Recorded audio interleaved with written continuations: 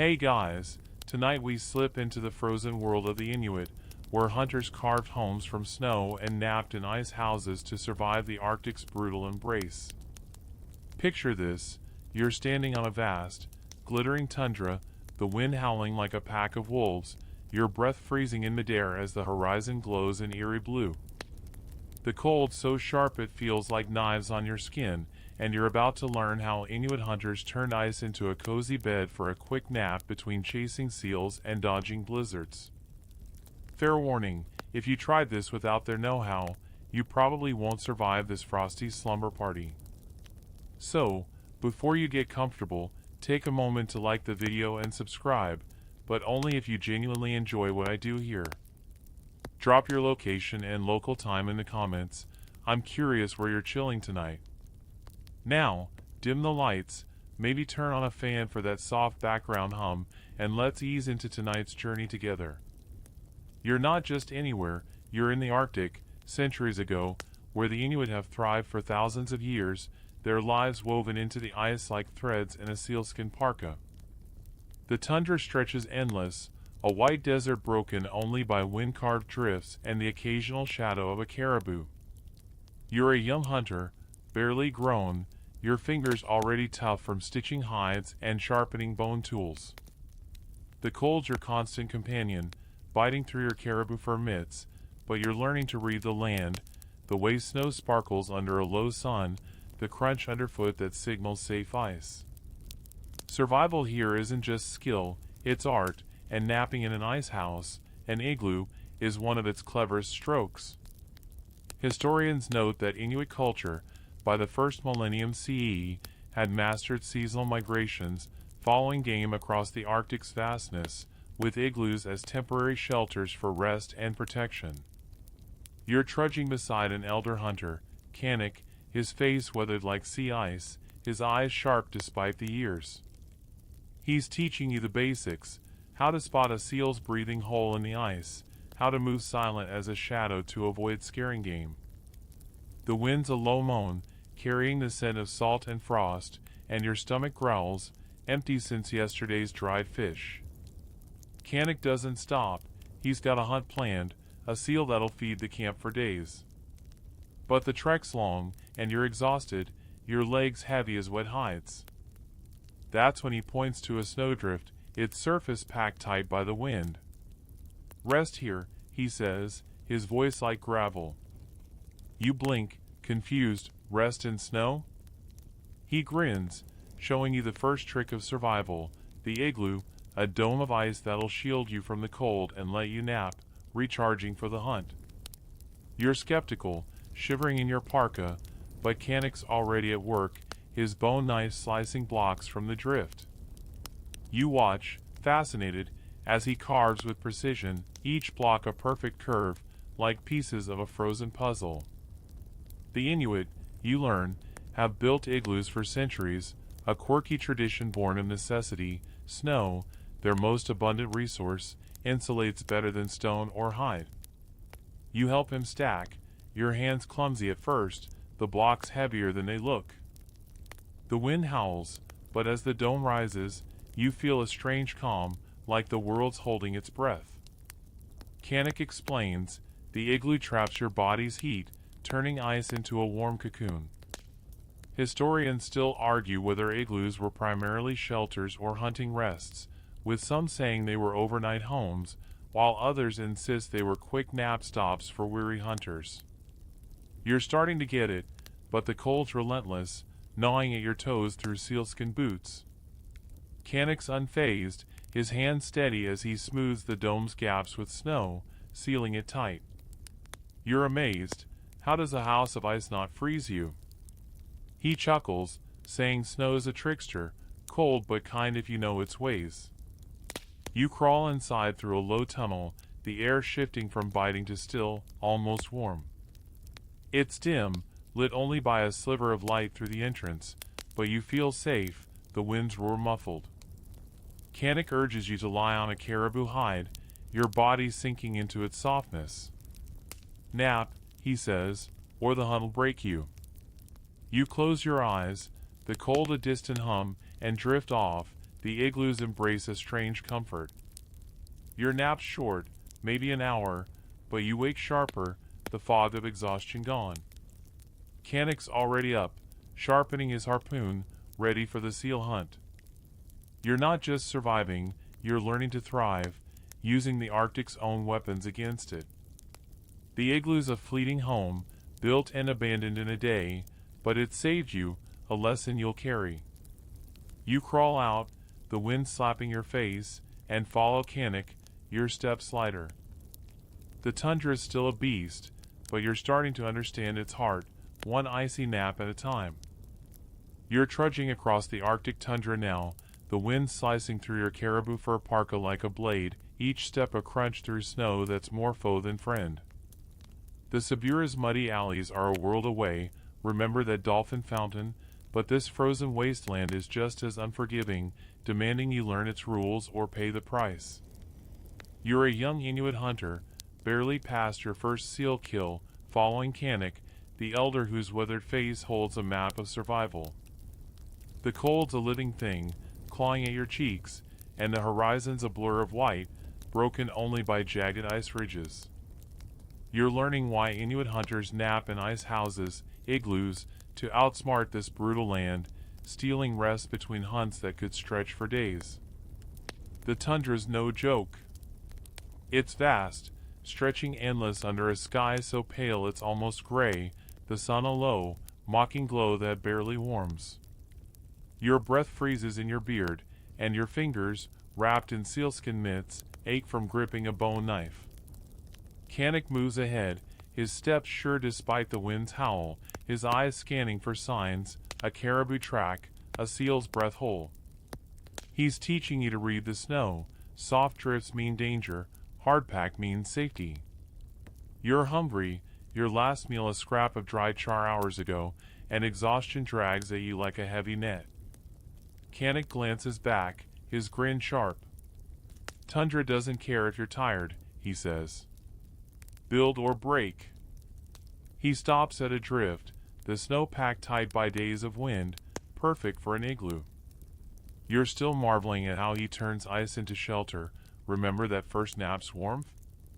By the first millennium CE, Inuit hunters had perfected igloos as mobile rest stops, a mainstream fact woven into their nomadic life across the Arctic.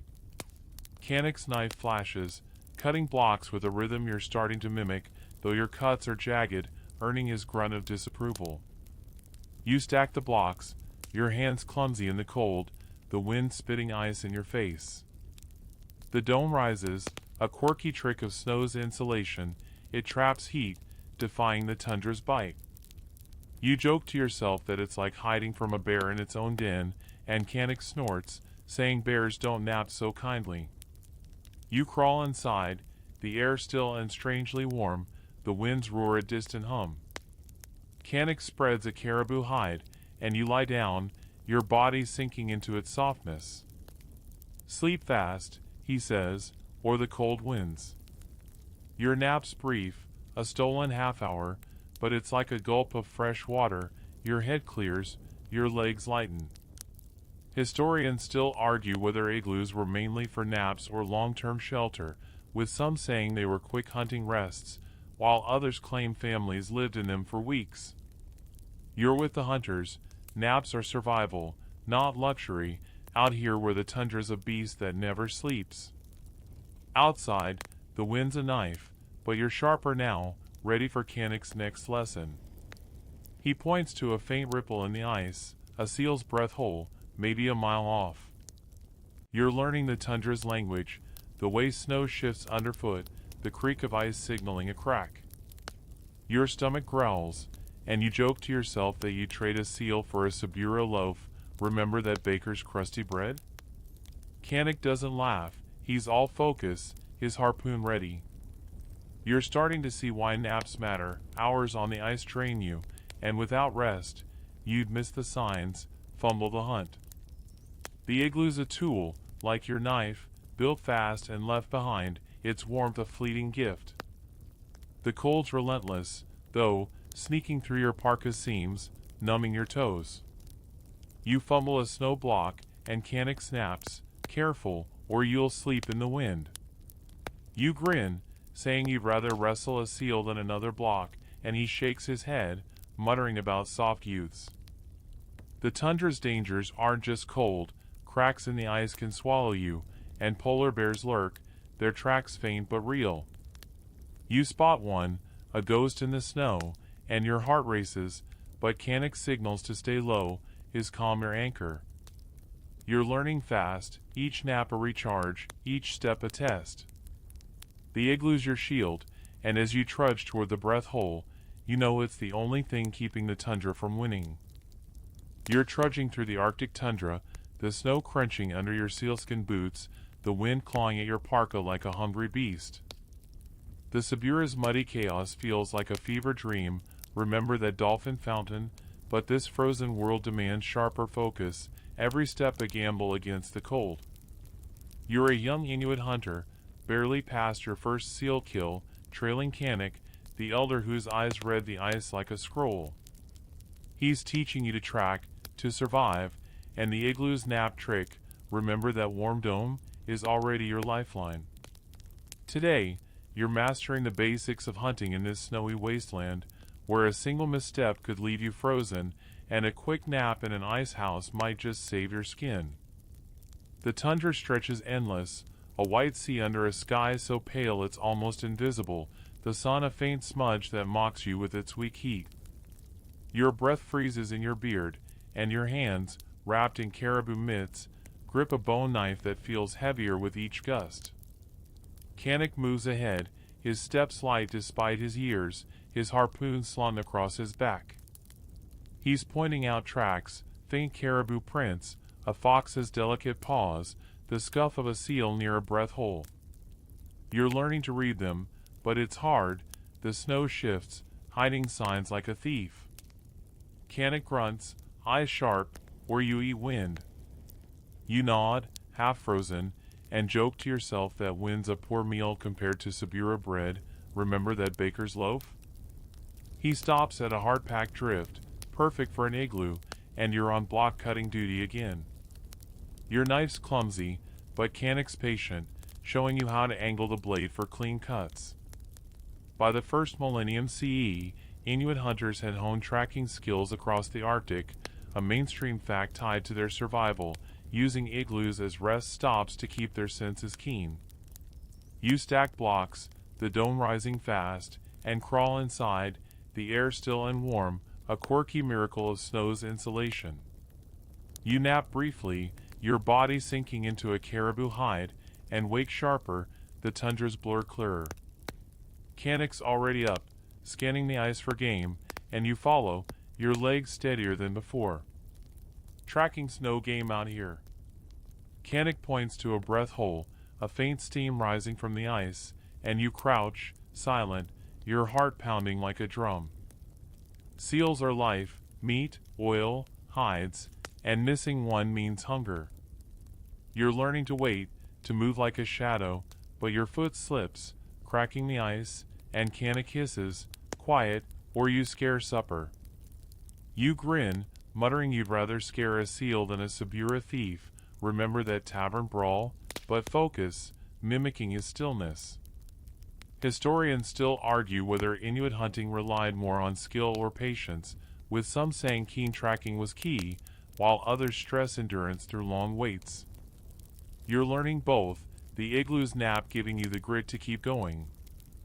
The cold's a beast, gnawing your toes through your boots, and your stomach growls, empty since last night's dry char. Canik's unfazed, his eyes locked on the breath hole, his harpoon ready.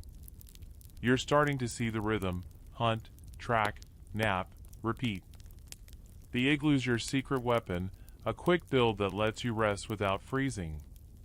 You try carving a block faster, and Canik nods, a rare approval, though he snaps when you drop one, saying, snow's not your friend yet. You laugh, joking you'd wrestle a polar bear before mastering snow, and he shakes his head, muttering about cocky youths. The tundra's dangers are real, ice cracks, winds blind, bears prowl, but Canik's calm keeps you grounded. You're back at the breath hole, the wind a low moan, and Canik signals to wait. Your body aches, but the nap's memory, warm, still, safe, pushes you on.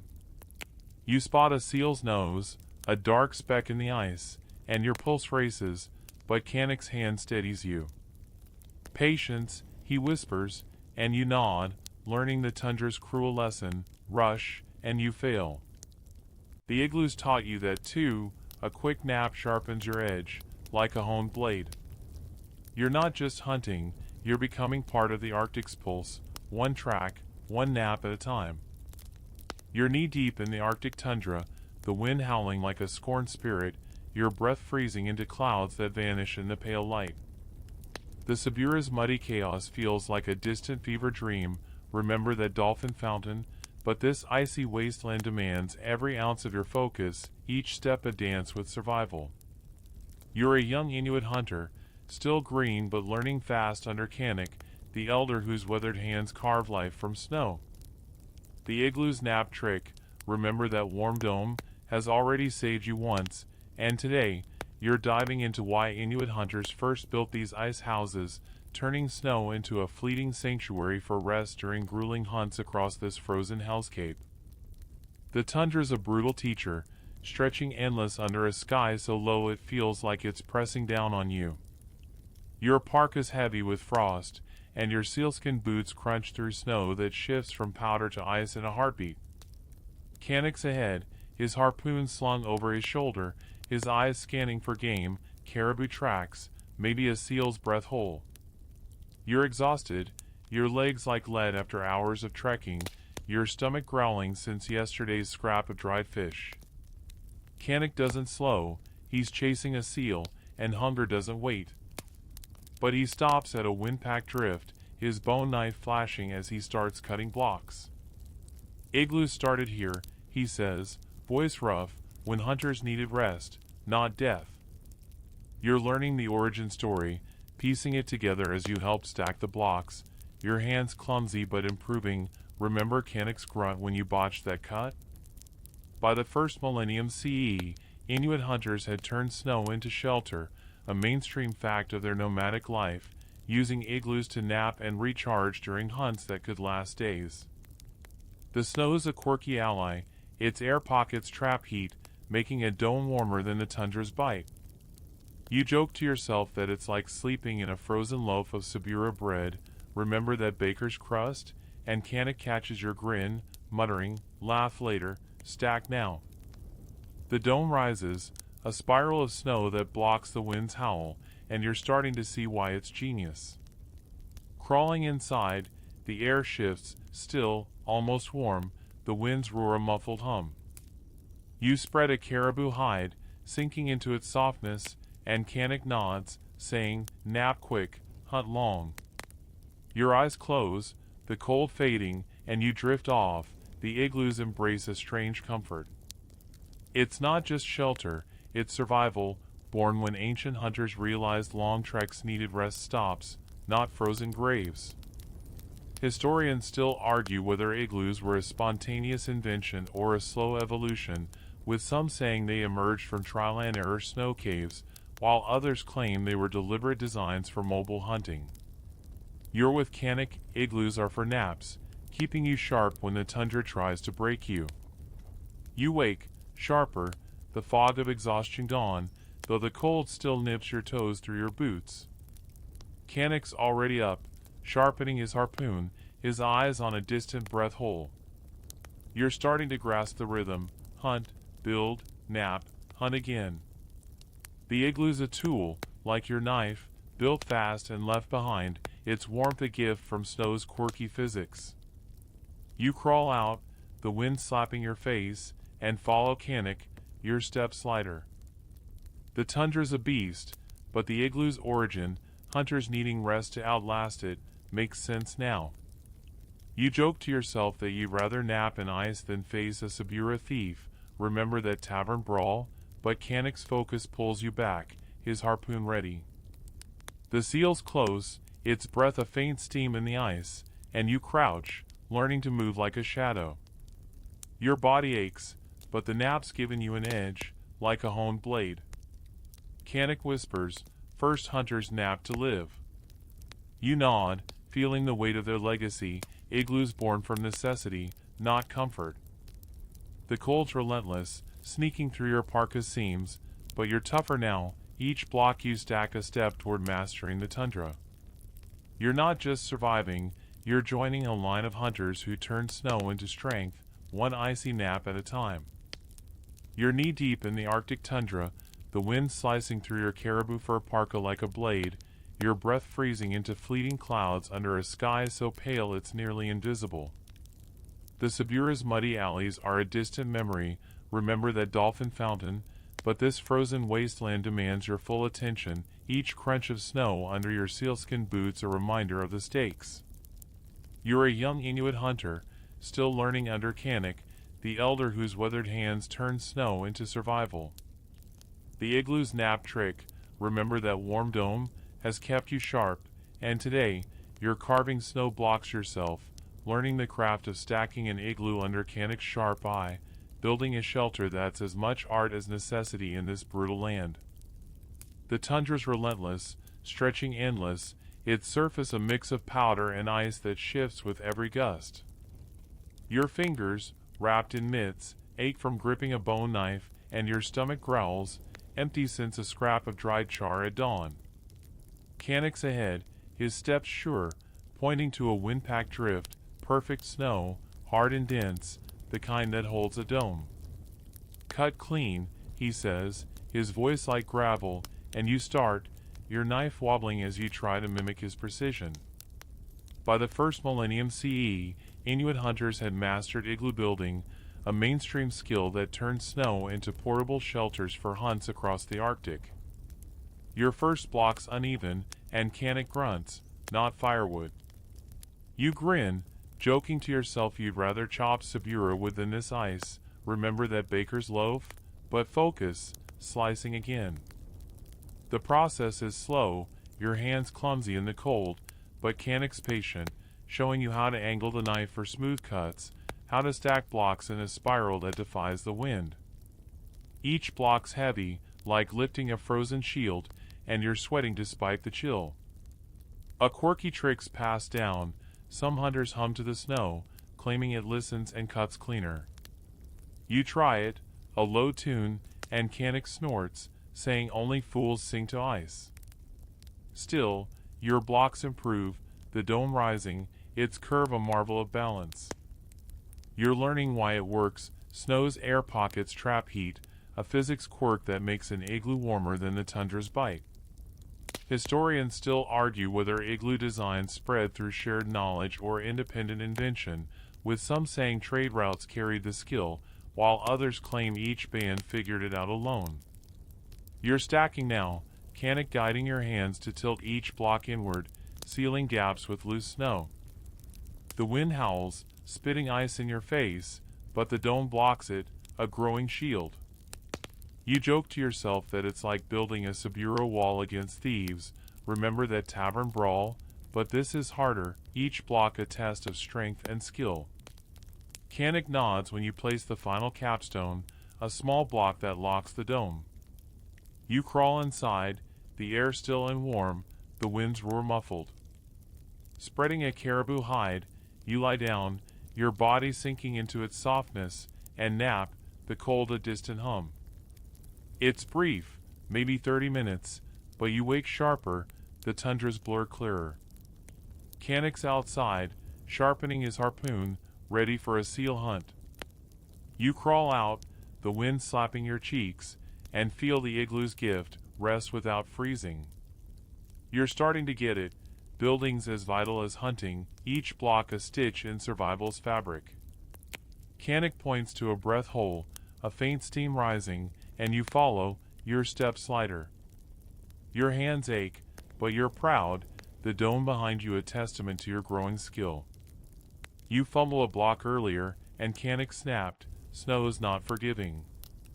You laugh, saying you'd rather wrestle a seal than another drift, and he shakes his head, muttering about green utes. The tundra's dangers, cracks, bears, blinding winds, loom, but the igloo's your edge, a skill you're carving into muscle memory, one block, one nap at a time. You're huddled in the Arctic tundra, the wind screaming like a banshee, your parka crusted with frost as the cold gnaws at your bones. The Siberia's muddy chaos feels like a fevered dream. Remember that dolphin fountain, but this icy wasteland demands every shred of your focus, each breath a battle against the freeze. You're a young Inuit hunter, learning fast under Kanik, the elder whose hands shaped snow into survival. The igloo's nap trick, remember that warm dome, has kept you sharp, and now you're crawling into one you built, feeling its surprising warmth while a storm rages outside, a cocoon of ice that defies the tundra's wrath. The tundra's a brutal expanse, its snowfields stretching under a sky so pale it's nearly gone, the sun a weak smudge offering no comfort. Your sealskin boots crunch through drifts, and your fingers, wrapped in caribou mitts, ache from carving blocks. Remember your clumsy cuts? Canucks led you to a fresh drift, wind-packed and dense, and you've stacked a new igloo, your hands sure now. The storm hits as you finish, a whiteout that blinds and howls, driving you inside. You crawl through the low tunnel, the air shifting from biting to still, almost warm, like stepping into a Siberia tavern after a rainy day. Remember that baker's loaf?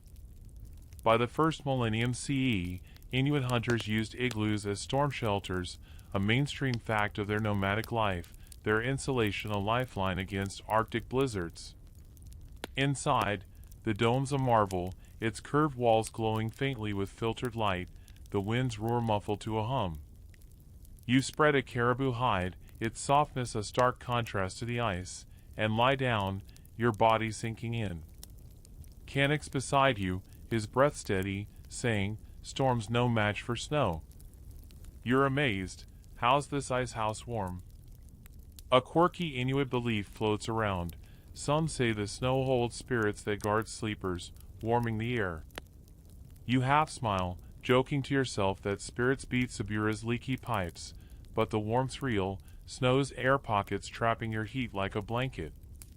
You nap, brief but deep, the storm a distant song, and wake sharper, the cold's grip looser.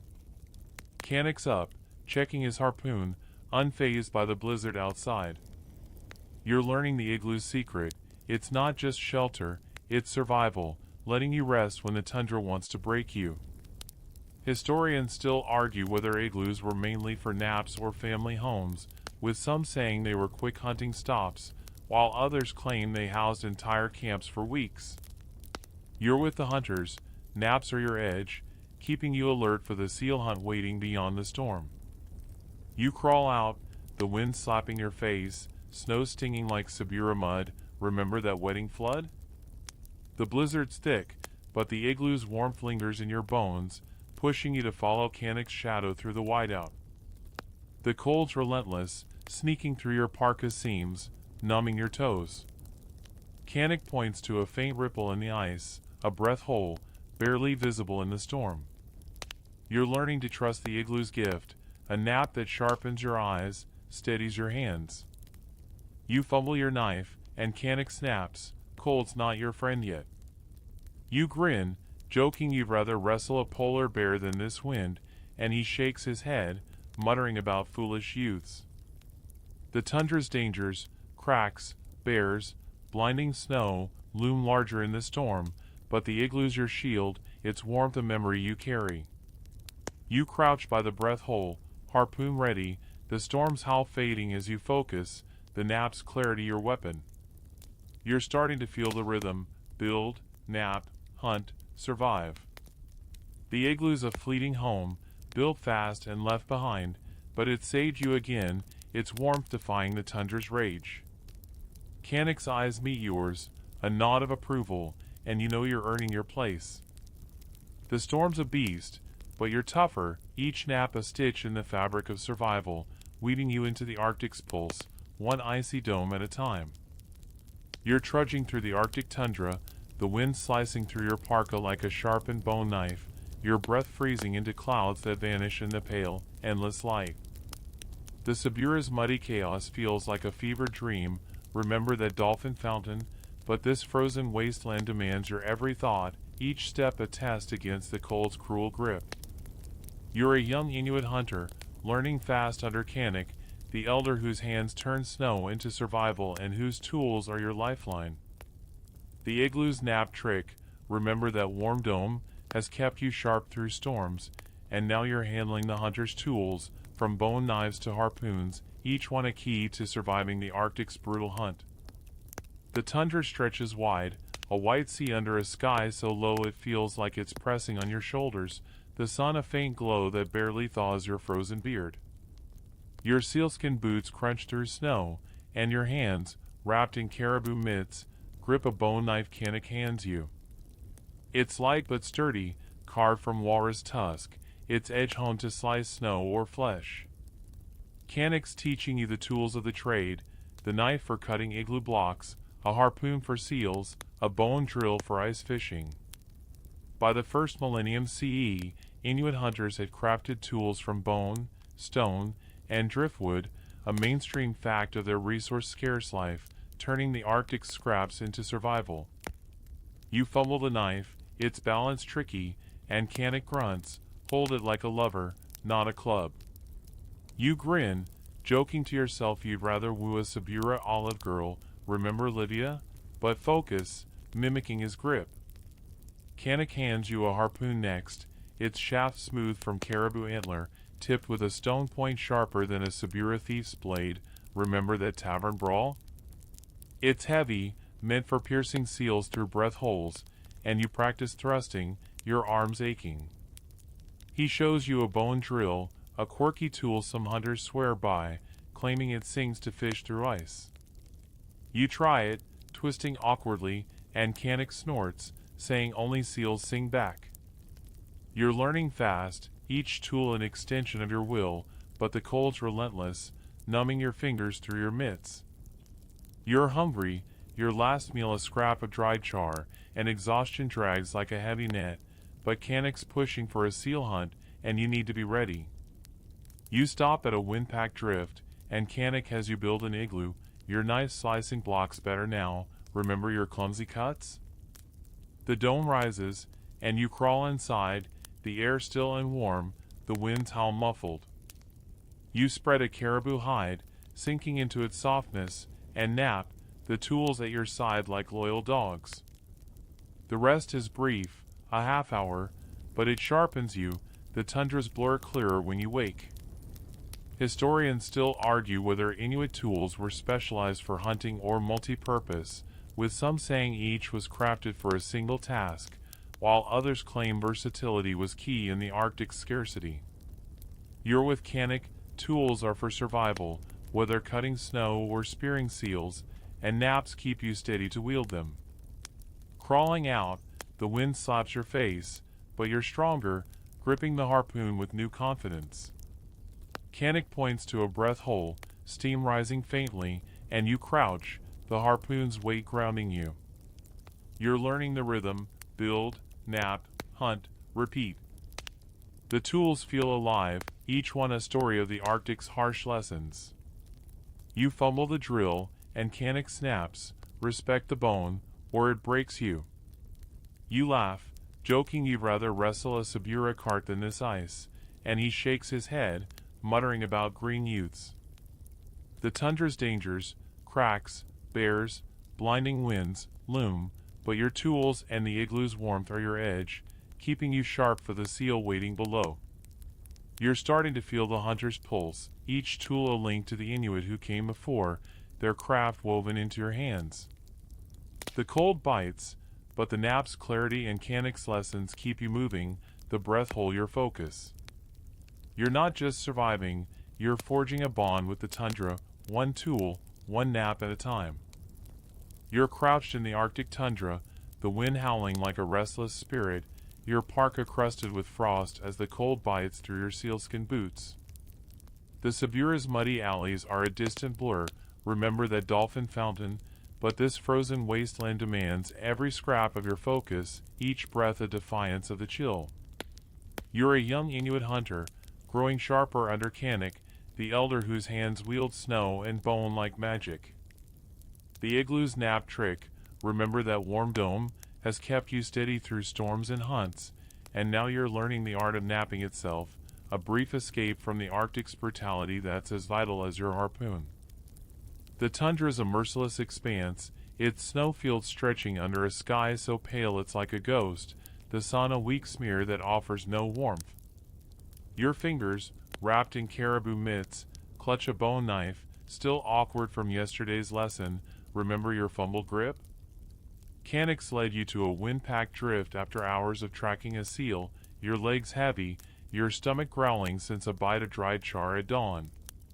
He's cutting blocks, his knife a blur, and you join in, your cut sure now, the dome rising fast. By the first millennium CE, Inuit hunters had perfected the nap as a survival tool, a mainstream fact of their nomadic life, using igloos to steal rest during hunts that could stretch days. You're exhausted, but Cannock's voice cuts through, nap now, or the ice wins. You crawl inside the finished igloo, the air still and warm, the winds roar a muffled hum, like a Sabura tavern's din fading behind a door. Remember that baker's loaf? The dome's a quirky marvel. Snow, the tundra's curse, traps your heat, turning ice into a cocoon. Some hunters, Cannock says, whisper thanks to the snow before sleeping, claiming it guards their rest. You smirk, joking to yourself you thank a Sabura olive over snow, but you try it, a low murmur, and the stillness feels deeper. You spread a caribou hide, sinking into its softness, and Cannock nods, saying, close eyes, not mind. You nap, brief but heavy, maybe 20 minutes, the cold a distant hum. Historians still argue whether igloo naps were for physical rest or mental clarity, with some saying they restored stamina, while others claim they sharpened focus for hunting. You wake clearer, the tundra's blur less daunting, your hands steadier. Cannock's up, sharpening his harpoon, his eyes on a breath hole beyond the drift. You're learning the nap's rhythm, short, sharp, like a honed blade, keeping you alert when exhaustion creeps. It's not just sleep, it's survival, a pause that lets you outlast the tundra's grind.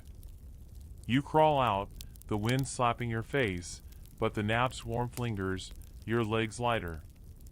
Cannock points to the breath hole, steam rising faintly, and you crouch, harpoon ready, the nap's clarity sharpening your gaze. You're starting to see why naps matter, hours on the ice dull your edge, and a missed seal means hunger.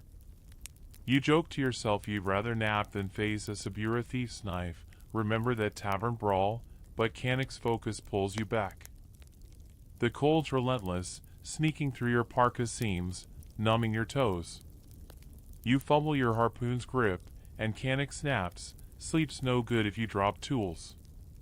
You grin, joking you'd rather wrestle a seal than your own hands, and he shakes his head, muttering about green youths.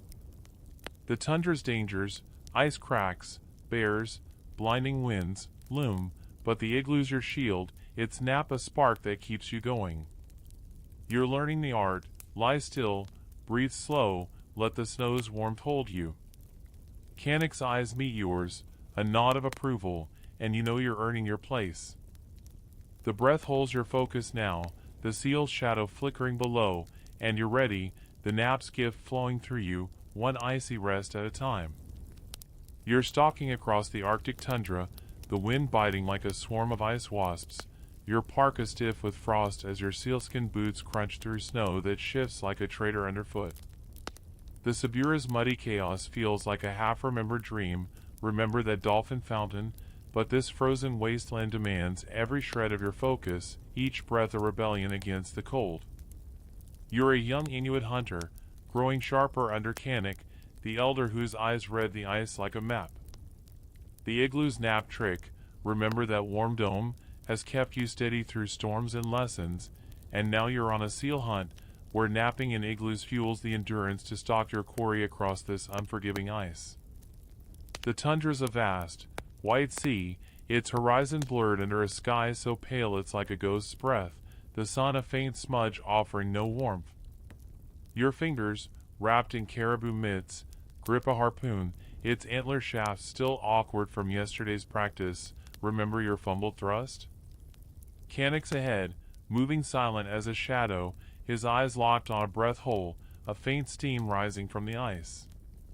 You're exhausted, your legs heavy after hours of tracking, your stomach growling since a scrap of dried char at dawn. By the first millennium CE, Inuit hunters relied on seals for survival, a mainstream fact of their diet and culture, their meat, oil, and hide sustaining life in the Arctic's scarcity. Canuck whispers, seals close. Stay sharp or starve. You're learning the hunt's rhythm, stalk, wait, strike, but exhaustion's a beast, dulling your senses. Canuck stops at a wind-packed drift, his bone knife flashing to cut igloo blocks. You join in, your cuts cleaner now, remember your clumsy stacks? And the dome rises fast, a quirky miracle of snow's insulation. Some hunters, Canuck says, carve a tiny seal shape into the snow before building, claiming it calls the prey. You smirk, joking to yourself you'd carve a Sabura olive for luck, remember Livia's charm? But you try it, scratching a crude shape, and Canuck grunts, unimpressed. The igloo's up, and you crawl inside, the air still and warm, the wind's howl a muffled hum. You spread a caribou hide, sinking into its softness, and nap, brief but deep, maybe 20 minutes, the cold fading as your strength returns. Historians still argue whether igloo naps were for physical endurance or mental focus, with some saying they restored energy for long hunts, while others claim they sharpened instincts for stalking.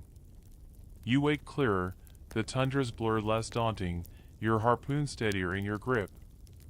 Canuck's up, his eyes on the breath hole, and you crawl out, the wind slapping your face but the nap's warmth lingering. You're starting to feel the hunt's pulse, the igloo's not just rest, it's survival, fueling you to outlast the ice. You crouch by the breath hole, harpoon poised, the seal's shadow flickering below. Canuck silent, his hand steadying yours, and you wait, your breath slow, the nap's clarity sharpening your eyes like a honed blade. The cold's relentless, sneaking through your parka seams, numbing your toes. You fumble the harpoon, and Canuck snaps, sleep's no good if you miss. You grin, joking you'd rather miss a seal than a Sabura baker's loaf, remember that crusty bread, but focus, mimicking his stillness. The tundra's dangers, ice cracks, bears, blinding winds, loom, but the igloo's your edge, its nap a spark that keeps you sharp. The seal surfaces, a dark nose breaking the ice, and your heart races, but Canuck's whisper holds you, patience. You're learning the hunt's dance, each nap a stitch in survival's fabric, weaving you into the Arctic's rhythm. The seal's close, and you're ready, the igloo's gift flowing through you, one icy stalk at a time. You're creeping across the Arctic tundra, the wind a low growl in your ears, your harpoon gripped tight as the breath hole shimmers ahead, steam rising like a whisper from the ice. The Sabura's muddy grind feels like a hazy memory, remember that dolphin fountain, but this frozen expanse pulls you taut, every sense tuned to the seal below. You're a young Inuit hunter, honing your edge under Canuck, the elder whose steps leave no trace. The igloo's nap trick, remember that warm dome, has kept you going, and now a blinding blizzard strikes sudden as a seal's dive, forcing you to scramble for an igloo's safety and a quick nap to weather the storm's fury. The tundra's deceptive calm shatters in moments, the sky darkening as snow swirls like a white vortex, the wind rising to a scream that drowns your thoughts. Your eyes sting, visibility dropping to arm's length, the breath hole vanishing in the chaos. Canuck shouts, his voice barely cutting through, "Igloo, now!" You're disoriented, the cold a hammer pounding your face, your parka whipping like a flag. By the first millennium CE, Inuit hunters faced frequent blizzards, a mainstream fact of Arctic life, using igloos as emergency shelters to survive sudden whiteouts during hunts. You're learning fast, dropping to your knees beside a drift Canuck spotted, his bone knife already carving blocks despite the gale. Your hands fumble in the mitts, the wind tearing at your hood, but you mimic Canuck, slicing snow that's packed hard by the storm's force. The blocks stack hastily, the dome rising crooked but solid, a quirky rush job where some hunters swear by spitting on joints for extra seal, claiming it freezes faster. You joke to yourself you'd spit a Sabura curse instead, remember that tavern brawl, but the cold's no laughing matter, numbing your fingers as you pack gaps. Canik crawls in first, pulling you after, the entrance blocked with a loose block to shut out the blizzard's rage. Inside, the air is still, warm as your body heat builds, the storms howl a distant rumble like thunder over the Tiber. You spread a caribou hide, sinking into its softness, your heart still racing from the sudden strike. Canik's calm, his breath even, saying, nap through it, or it breaks you. You close your eyes, the cold fading to a hum, and drift off, brief but deep, maybe 15 minutes, the blizzard a muffled lullaby. Historians still argue whether igloo naps during storms were for physical recovery or psychological resilience, with some saying they restored energy, while others claim they built mental toughness against Arctic isolation. You wake steadier, the chaos outside less daunting, your harpoon's weight reassuring in the dim glow. Canik's up, listening to the wind ease, his eyes on the blocked entrance. You're amazed, the igloo's held, its warmth a shield against the blizzard's bite, letting you nap when the tundra wants to bury you. You crawl out, the wind dying to a whine, snow drifts reshaped like a new world. The breath hole's buried, but Canik digs it free, his harpoon ready. You're learning the nap's gift, a pause that turns panic to purpose, keeping you sharp for the hunt. You joke to yourself you'd nap through a Sabura fire sooner than this storm, remember that insula blaze, but Canik's focus pulls you back, the seal's shadow flickering below. The cold's persistent, sneaking through your parka's seams, but the nap's clarity sharpens your grip. You fumble the harpoon once, and Canik snaps, storm's no excuse for weak hands. You grin, joking you'd wrestle the wind before admitting defeat, and he shakes his head, muttering about foolish youths.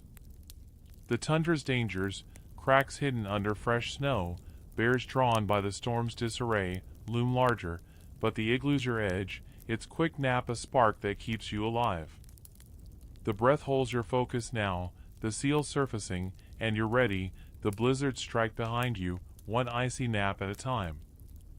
You're huddled in the Arctic tundra, the wind a relentless whisper against the igloo's walls, your parka shedding frost as you settle deeper into this dome of snow that defies the cold's cruel logic. The Sabura's muddy grind is a faint echo, remember that dolphin fountain, but this frozen realm pulls you into its secrets, each breath a quiet victory over the chill. You're a young Inuit hunter, growing bolder under Canik, the elder whose hands craft miracles from ice.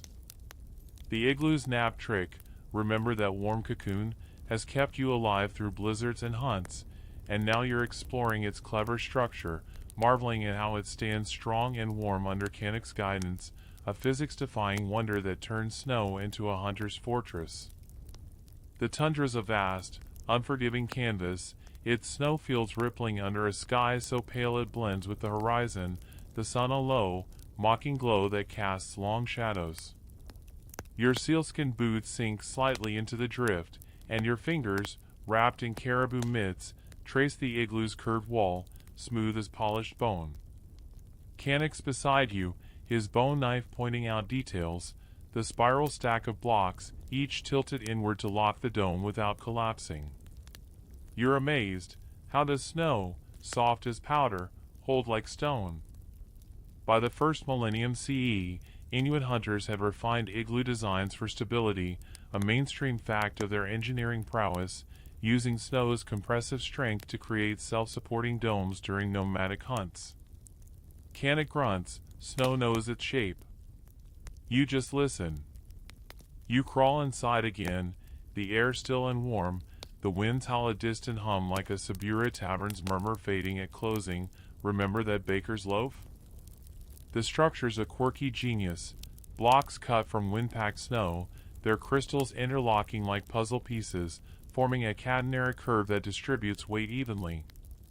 Some hunters, Canik says, Rub seal oil on inner walls, claiming it seals the spirits for extra warmth.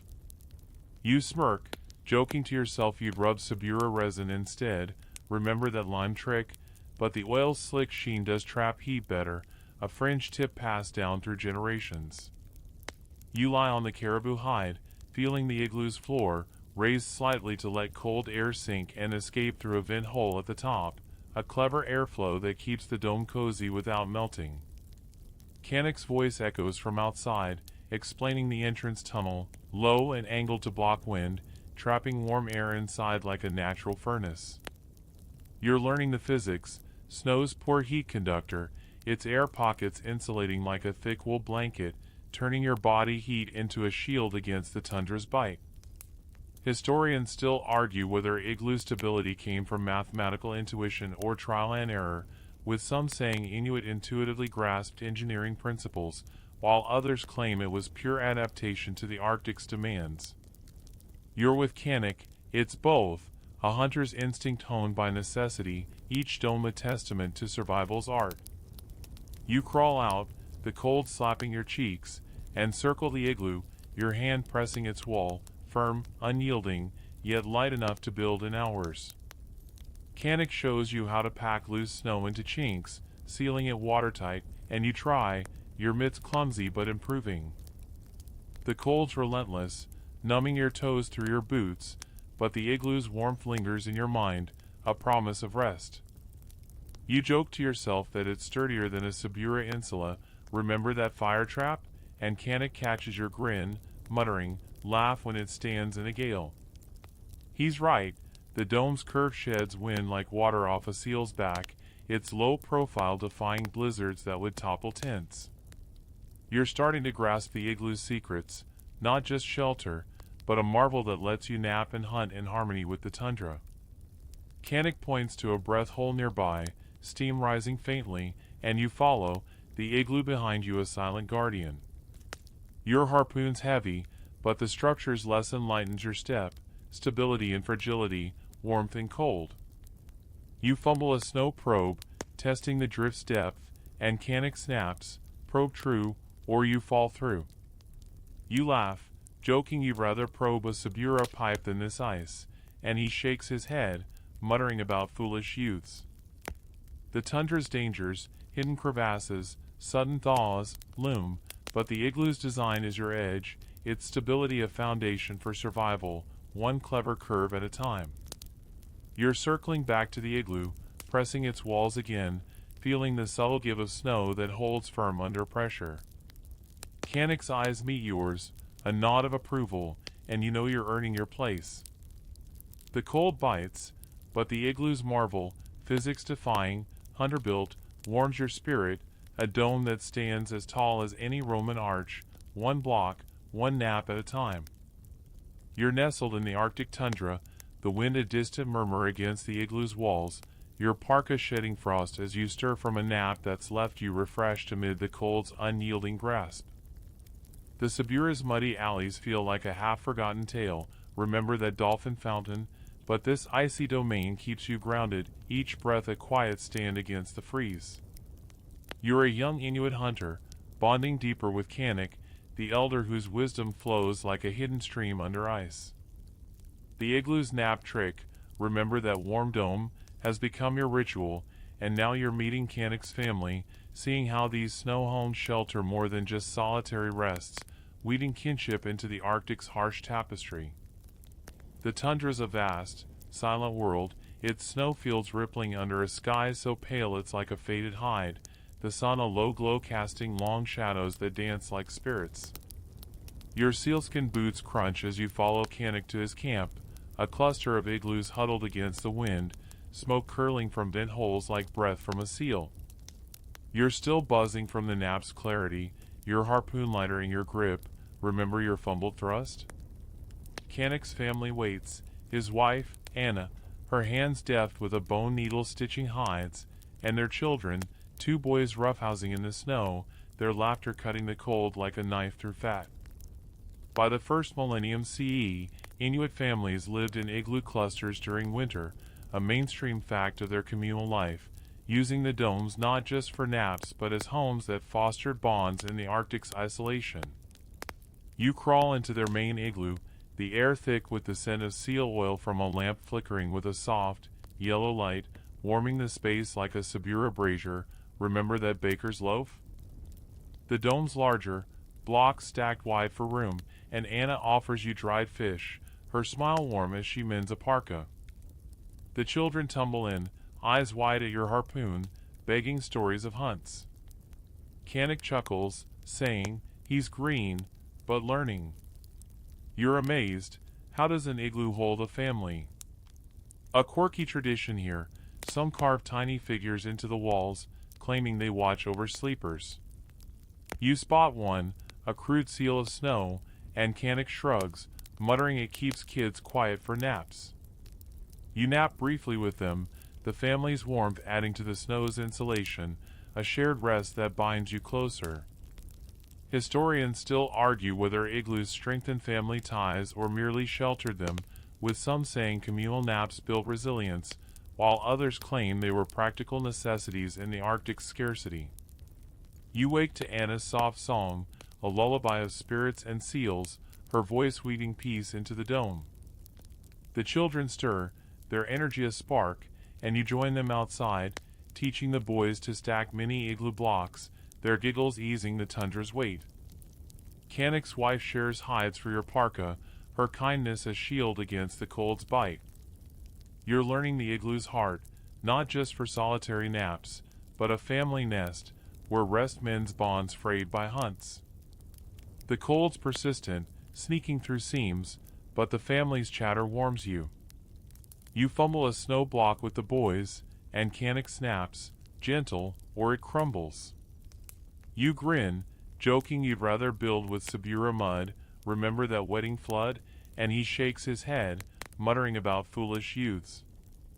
The tundra's dangers, storms, scarce game, isolation, loom, but the igloo's shelter for family naps is your edge, fostering strength and kinship. Anna offers more fish, her eyes kind, and you feel part of something larger, the dome's warmth echoing in their smiles. You're starting to see the igloo's true gift, rest that binds, turning snow into home, one shared nap at a time. You're nestled in the Arctic tundra, the wind a soft sigh against the igloo's walls, your parka loosening as the dome's warmth seeps into your bones like a gentle thaw. The Sabura's muddy bustle feels like a faded scroll, remember that dolphin fountain, but this icy realm holds you close, each breath a quiet harmony with the snow's hush. You're a young Inuit hunter, weaving tighter into Canik's family web, where the igloo shelters more than naps, it cradles the bonds that sustain you. Now, you're sharing a meal of raw seal, its fresh tang filling the dome, learning how this vital food powers the naps and hunts that keep the Inuit alive in the Arctic's unforgiving grasp. The tundra's a silent guardian outside, its snowfields a vast, unbroken white under a sky so pale it's like a whispered secret, the sun a faint glow that casts no shadows. Your sealskin boots rest by the entrance, and your fingers, freed from mitts, flex in the igloo's warmth, remember that storms bite? Canik's family circles the seal oil lamp, its flame flickering yellow on the walls, and Anna, his wife, slices the fresh seal meat with a bone knife, her hand steady despite the cold's toll. The seal's body lies on a hide, its dark flesh glistening, and she passes you a strip, raw and chewy, the taste salty and rich, like the sea itself bottled in blood. You're hesitant, your teeth sinking in slow, but Canik nods, saying, "Eat deep, or the hunt takes you." You're learning the meal's rhythm, seal meat, blubber, organs, all raw to preserve the fire's scarcity, a quirky Inuit practice where some hunters chew the liver first, claiming it wakes the spirit for naps. You joke to yourself that it's like gnawing a Sabura sausage, but chewier, remember that baker's links, and the family chuckles, Anna's eyes crinkling. By the first millennium CE, Inuit diet centered on raw marine mammals like seals, a mainstream fact that provided essential fats and vitamins, fueling their endurance for long hunts and the naps that punctuated them. The meat's tough, but nourishing, its fat melting on your tongue, warming you from within like the igloo's air. You chew, the blood's iron tang mixing with the lamp's smoky scent, and feel a surge of energy, the food's power sinking into your muscles, readying you for the tundra's demands. Canik explains as you eat, the seal's blubber is fire for the body, keeping you warm during naps, its meat strength for the hunt. Anna adds the organs, heart for courage, eyes for sight, each part a gift that sustains the family's naps and treks. You're amazed, how does raw food hold such power? A fringe tidbit lingers. Some hunters believe eating the seal's brain raw sharpens dreams during igloo naps, revealing hunt paths. You half smile, joking you dream of Sabura olives instead, remember Lydia's charm, but you try a bite, the texture soft, the flavor mild, and the family nods, sharing stories of naps where visions guided them to game. Historians still argue whether Inuit diets were optimized for high-fat energy or vitamin richness, with some saying fats fuel physical endurance, while others claim they prevented scurvy in the Arctic's plant-scarce world. The meals communal, the family passing strips, the children gnawing eagerly, their cheeks flushed in the lamp's glow. You're part of it now, the raw seal binding you, its sustenance flowing into your veins like the igloo's warmth. Canik's boys tease you for chewing slow, and you retort you're savoring it like a Sabura feast. Remember that wedding bread, earning Anna's laugh. The food's not just fuel, it's ritual, preparing you for naps that recharge, hunts that test. You feel it, the fat's energy settling, readying you for a nap, the meat's protein mending your weary body. The igloo's a perfect stage, its warmth letting the meal digest without the cold stealing your heat. You lie back on the hide, the meal heavy but invigorating, and nap, brief and dreamless, the family's soft chatter a lullaby. You wake sharper, the raw seal's power coursing through you, the cold outside a distant foe. Canik's ready for a hunt, his harpoon gleaming, and you follow, the meal's gift in your step. You're learning the diet's secret. Raw seal powers the naps that sustain the hunts, weaving food, rest, and survival into one. The tundra waits, its dangers, starvation, exhaustion, isolation, looming, but the meal's your edge, fueling the igloo's rest, one raw bite at a time. You're navigating the Arctic tundra under a sky ablaze with stars, the wind a soft sigh as the aurora dances like green flames overhead, your parka whispering with each step across the crisp snow. The Sabura's muddy nights feel like a forgotten whisper, remember that dolphin fountain, but this starry expanse commands your gaze, each constellation a hunter's map in the endless dark. You're a young Inuit hunter, attuned to Canik's lessons and his family's warmth, where igloos cradle naps that reset your senses for the night hunts ahead. The igloo's trick, remember that warm dome, has become your anchor, and now the stars are your guides, leading you through the black, with brief rests in snow shelters to sharpen your path. The tundra transforms at night, its snow glowing blue under the moon, the horizon lost in shadow, the air so cold it steals your breath like a thief in the dark. Your sealskin boots glide silent, and your fingers, wrapped in mitts, clutch a bow and compass carved with star patterns, Canik's gift from yesterday's lesson. He's beside you, his eyes upward, naming the stars, the Great Bear for north, the hunter's arrow for direction. You're learning to read them, but the dark's disorienting, your mind foggy after a day's hunt, your stomach settled from raw seal, remember that tangy meal? By the first millennium CE, Inuit hunters used celestial navigation for nocturnal treks, a mainstream fact of their star lore, plotting paths across the trackless ice with igloos as rest points to recalibrate. Canik stops, the stars wheeling above like silent watchers, and you build a quick igloo, your knife slicing blocks in the dim glow, your cuts sure now, remember your clumsy starts? The dome rises fast, a quirky ritual unfolding. Some hunters align the entrance with the North Star, claiming it pulls good dreams during naps. You try it, joking to yourself you'd align with a Sabura tavern light instead, remember that baker's lamp, but the alignment feels right, the igloo facing true north. You crawl inside, the air still and warm, the stars' light filtering through a tiny vent like distant fires. You spread a caribou hide, sinking into its softness, and nap, brief but profound, maybe 30 minutes, the cold a faint echo as the stars' paths reset in your mind. Historians still argue whether Inuit star navigation was inherited from ancestors or adapted from the Arctic's unique skies, with some saying it evolved independently, while others claim Siberian influences shaped it. You wake oriented, the nap's clarity aligning you like the igloo's entrance, the tundra's dark less daunting. Canucks up, his eyes on the stars, plotting a path to a caribou herd rumored nearby. You crawl out, the wind cool but the nap's warmth lingering, your steps guided by the great bear's tail pointing north. You're starting to feel the night hunter's rhythm, stars lead, igloos reset, hunts unfold. You joke to yourself you'd follow Sabura stars if they shone as bright, remember that hazy sky, but Cannock's focus pulls you, his harpoon ready for the dark trek. The cold's persistent, frosting your beard, but the stars are steadfast, their light piercing the black like bone needles. You fumble your footing once, slipping on hidden ice, and Cannock snaps, stars don't lie, watch them. You grin, joking you'd rather watch a Sabura cart than this slippery path, and he shakes his head, muttering about starry-eyed youths.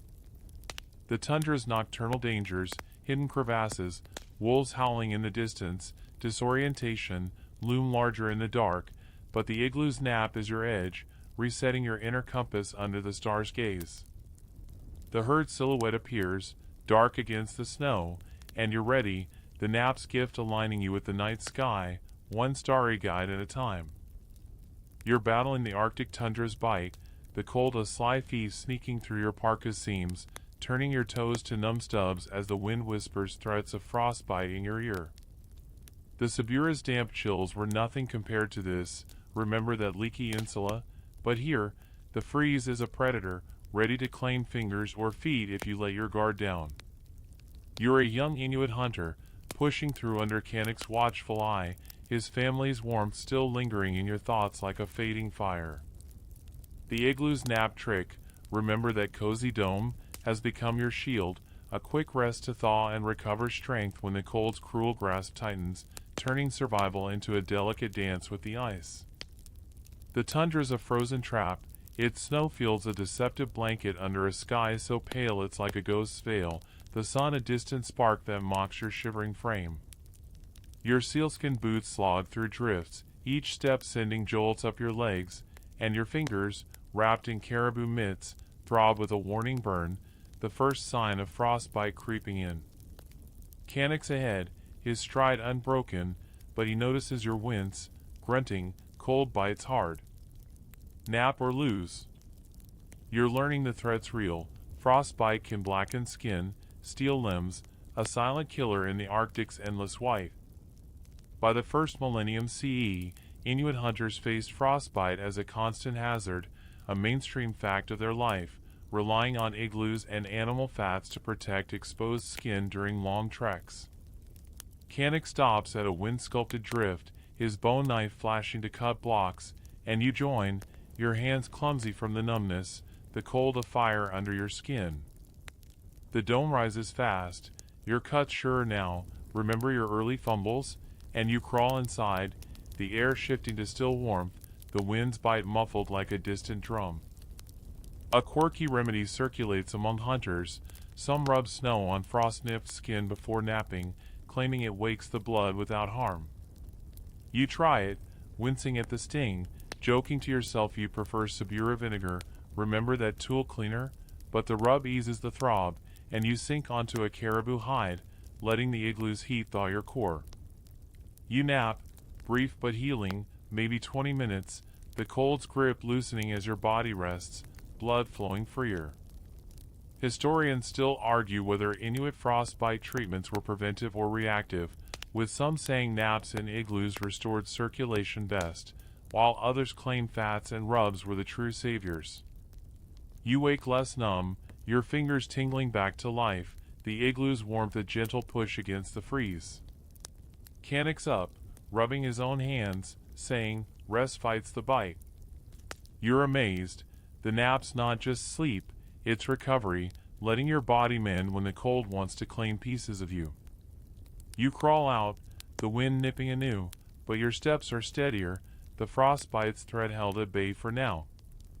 The cold's a persistent foe, probing for weakness, turning exposed skin red then white, a burn that doesn't flame. You're learning to watch for it, the prickling pain, the loss of feeling, signs to seek an igloo's shelter fast.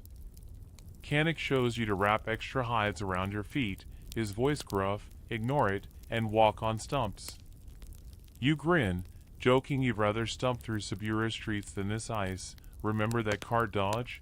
But the lesson sticks, the naps thaw your best defense.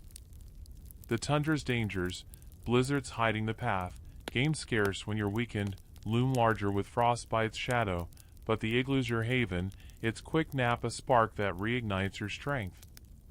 You're pushing on, the breath hole ahead, but your toes throb again, a reminder of the bite's patience. Canik notices, building another quick igloo, and you nap once more, the warmth melting the numbness like spring's first sun. You wake renewed, the cold's cruel bite blunted, ready for the hunt. You're starting to master it. Naps in igloos aren't luxury, they're armor, recovering strength when frostbite threatens to steal your mobility. The wind howls, but you're tougher, each nap a stitch mending the tundra's wounds on your body, one thawing rest at a time. You're venturing deeper into the Arctic tundra, the wind a gentle push at your back as the snow crunches softly under your sealskin boots, the horizon a shimmering line where ice meets sky in a quiet embrace. The Sabura's bustling markets feel like a soft, distant hum, remember that dolphin fountain, but this vast white world draws you in, each step a whisper against the cold's vast silence. You're a young Inuit hunter, woven tighter into Canik's circle, his family's warmth still lingering like the afterglow of a seal oil lamp.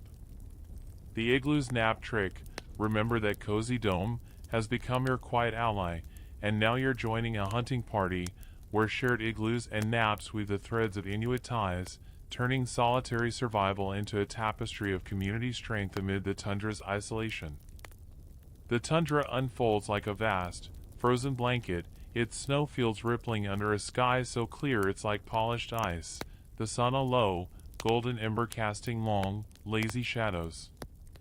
Your parka hangs heavy with the scent of seal fat, and your fingers, wrapped in caribou mitts, flex around your harpoon, its antler shaft a familiar weight from Canik's lessons. Remember your fumble grip? Canik's gathered the party, his brothers, a few cousins, their faces lined with the tundra's stories, their laughter cutting the cold like a bone knife through hide.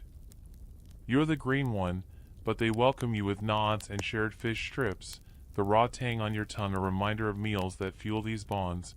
Remember that family feast? You're trekking as a group now, the party's steps sinking like a quiet rhythm, harpoons slung over shoulders, eyes scanning for caribou tracks or seal holes. Canik's brother, Illik, jokes about your wide-eyed stare, saying, "Tundra's big, but we're bigger together." You grin, joking to yourself you'd rather face a Sabura crowd than this endless white. Remember that market haggle, but the camaraderie eases the chill.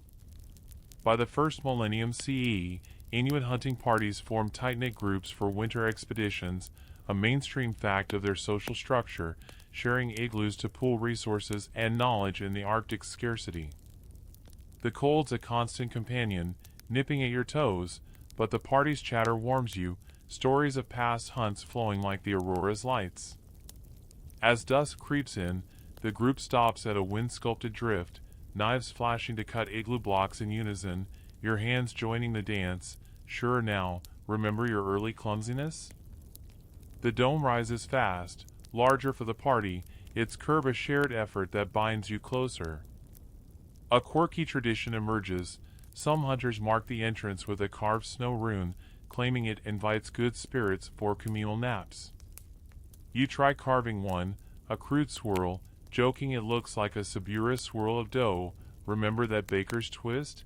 And Illik laughs, slapping your back. Inside, the air's thick with warmth, the group's body heat turning the igloo into a cozy haven, hides spread for a shared rest. You sink onto the hides, the party's murmurs a soothing hum, and nap together, brief but deep, maybe an hour, the cold's bite fading as ties strengthen in sleep. Historians still argue whether shared igloos fostered Inuit social bonds or merely ensured survival, with some saying naps built trust through vulnerability, while others claim they were practical for conserving heat in groups.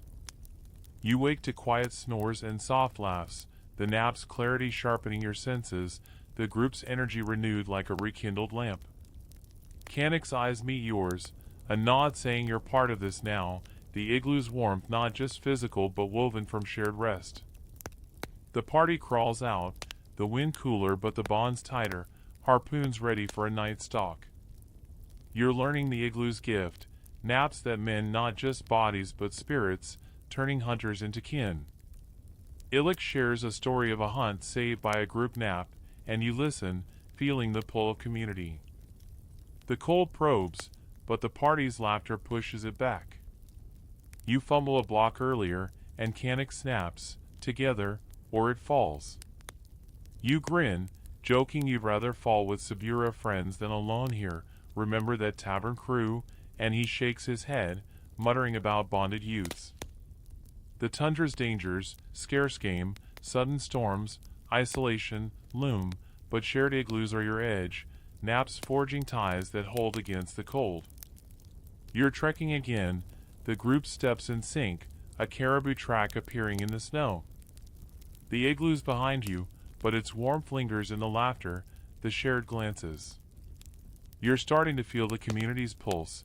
Naps in igloos aren't solitary, their threads binding hunters, turning the tundra's isolation into strength. The wind whispers, but the party's voices rise above, each nap a knot in the net of ties, one shared dome at a time. You're nestled in the Arctic tundra, the wind a soft whisper curling around the igloo's walls, your parka shedding frost as the seal oil lamp casts a warm, flickering glow across the snow dome. The Sabura's noisy nights feel like a faded echo, remember that dolphin fountains splash, but this icy stillness wraps you tight, each breath a quiet thread weaving you into the tundra's secrets. You're a young Inuit hunter, bound closer to Canic's hunting party, their shared naps a lifeline in the cold, remember that crowded igloo's warmth? Now, you're hearing tales of spirits, whispered during naps in the dim light, myths that dance like shadows on the igloo's walls, binding the hunters to the Arctic's unseen world. The tundra's a vast, silent stage, its snowfields glowing faintly under a moonless sky, the stars sharp as bone needles piercing the dark. Your sealskin boots rest by the entrance, and your fingers, freed from mitts, warm near the lamp's flame, its smoky scent mixing with the tang of raw seal from a shared meal, remember that chewy bite? Canic's party is gathered, their faces softened in the glow, his brother Illick, cousin Tak, and others, their voices low as they share stories after a nap. You're in the main igloo, larger to fit the group, its walls etched with faint scratches, some say spirit marks, a quirky belief that carvings invite protection during sleep. You smirk, joking to yourself you'd carve a Sabura olive for luck, remember Lydia's charm, but the idea lingers, the lamp's flicker giving the marks life. Canic spins the first tale, his voice gravelly, of Sedna, the sea spirit who rules seals and storms, her severed fingers birthing the ocean's creatures. You're rapt, the story sinking in as the lamp's light dances, the igloo's warmth a cocoon for these myths. By the first millennium CE, Inuit oral traditions wove spirits into daily life, a mainstream fact of their cosmology, with tales told during rests to guide hunters' dreams and actions. Illick adds a story of a wandering spirit, a hunter lost to the ice who guards sleeping kin, his presence felt in the igloo's stillness. You're learning these aren't just stories, they're survival, shaping how hunters nap and hunt, tying them to the land's unseen pulse. You sink onto the caribou hide, the group's voice is a soothing hum, and nap briefly, maybe 30 minutes, the myths swirling in your mind like snow in a storm.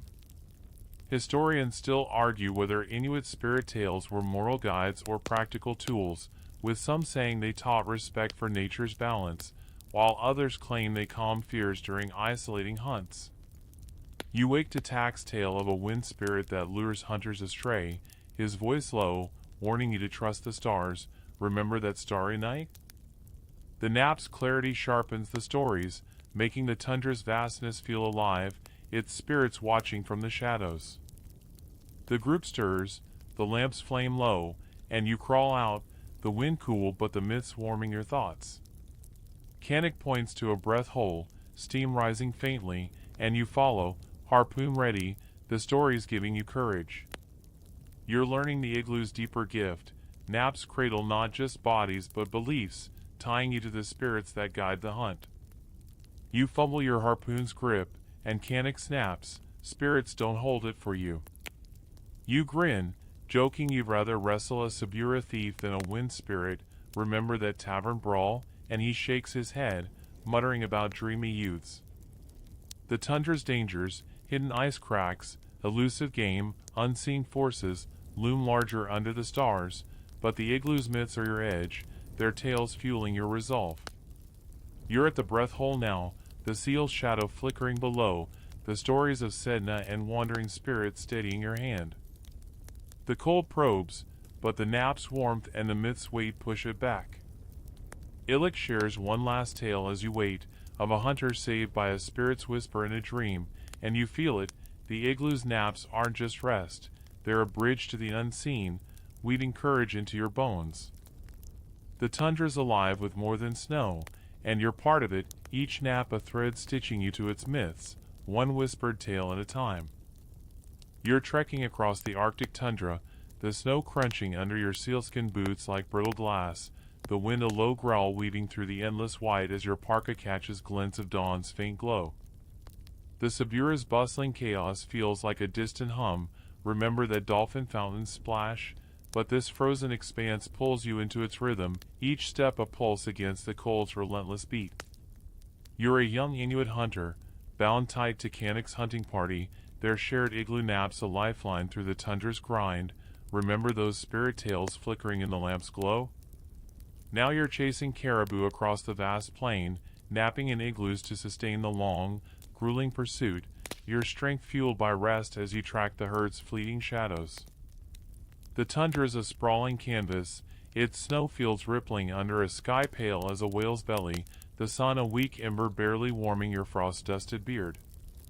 Your fingers, wrapped in caribou mitts, grip a harpoon repurposed for caribou, its antler shaft steady now, thanks to Canik's drills. Remember your fumbled thrusts? The hunting party moves as one, Canik, his brother Illick, and cousin Tak scanning the horizon, their eyes catching faint hoofprints in the snow, a trail leading to a caribou herd rumored to graze nearby. By the first millennium CE, Inuit hunters tracked caribou for meat and hides, a mainstream fact of their nomadic life, relying on igloos to rest during multi-day chases across the Arctic's vastness. Canik grunts, move quiet, or they run. The chase is brutal, hours of trekking through drifts, your legs burning, your stomach growling since a scrap of dried fish at dawn. Remember that raw seal tang? The herd's tracks twist, fading under fresh snow, and exhaustion creeps, dulling your senses. Canik halts at a wind-packed drift, his bone knife flashing to cut igloo blocks, and you join, your cuts sharp now. Remember your clumsy starts? The dome rises fast, a quirky tradition unfolding. Some hunters sprinkle snow over the entrance, claiming it hides the igloo from caribou spirits. You try it, joking to yourself you'd sprinkle Sabura dust instead. Remember that muddy wedding? And Illick chuckles, saying spirits aren't so picky. Inside, the air still, warm with the party's heat, and you spread hides, sinking into their softness for a nap, brief but deep, maybe 40 minutes, the cold's bite fading. Historians still argue whether igloo naps during hunts were for stamina or strategy, with some saying they restored physical strength, while others claim they sharpened focus for tracking elusive game. You wake clearer, the herd's trail vivid in your mind, the nap's gift steadying your grip. Canic's up, eyes on the tracks, and you crawl out, the wind nipping but the rest's warmth lingering. You're learning the chase's rhythm, track, nap, pursue, the igloo a pause that keeps you sharp when the tundra wants to wear you down. The tracks lead on, deeper into the plain, and you move silent, the party's steps a quiet sink, your harpoon ready for the herd's distant shapes. The cold's relentless, frosting your eyelashes, but the nap's clarity keeps your eyes locked on the trail. You fumble a step, slipping on hidden ice, and Canic snaps, tracks don't wait for stumbles. You grin, joking you'd rather stumble through a Sabura market, remember that car dodge, and he shakes his head, muttering about clumsy youths. The tundra's dangers, shifting snow-hiding crevasses, wolves trailing the herd, fatigue's slow poison, loom larger in the chase, but the igloo's your edge, its nap a spark that fuels your endurance. Tack points to fresh prints, closer now, and you feel the hunt's pulse quicken, the caribou's shadows sharper against the snow. You're closing in, the herd's breath steaming in the distance, their antlers a faint crown on the horizon. The igloo's behind you, but its rest echoes in your steady hands, the party's quiet signals binding you like family, remember those shared naps? You're learning the chase's deeper truth, naps aren't just rest, they're the thread that stitches strength to strategy, letting you outlast the tundra's grind. The cold bites, but the herd's close, and you're ready, each nap a knot in the hunt's net, one fleeting track at a time. You're trudging through the Arctic tundra, the snow crunching under your sealskin boots like a soft warning, the wind a sharp whisper that tugs at your parka's hood as the pale sky looms low.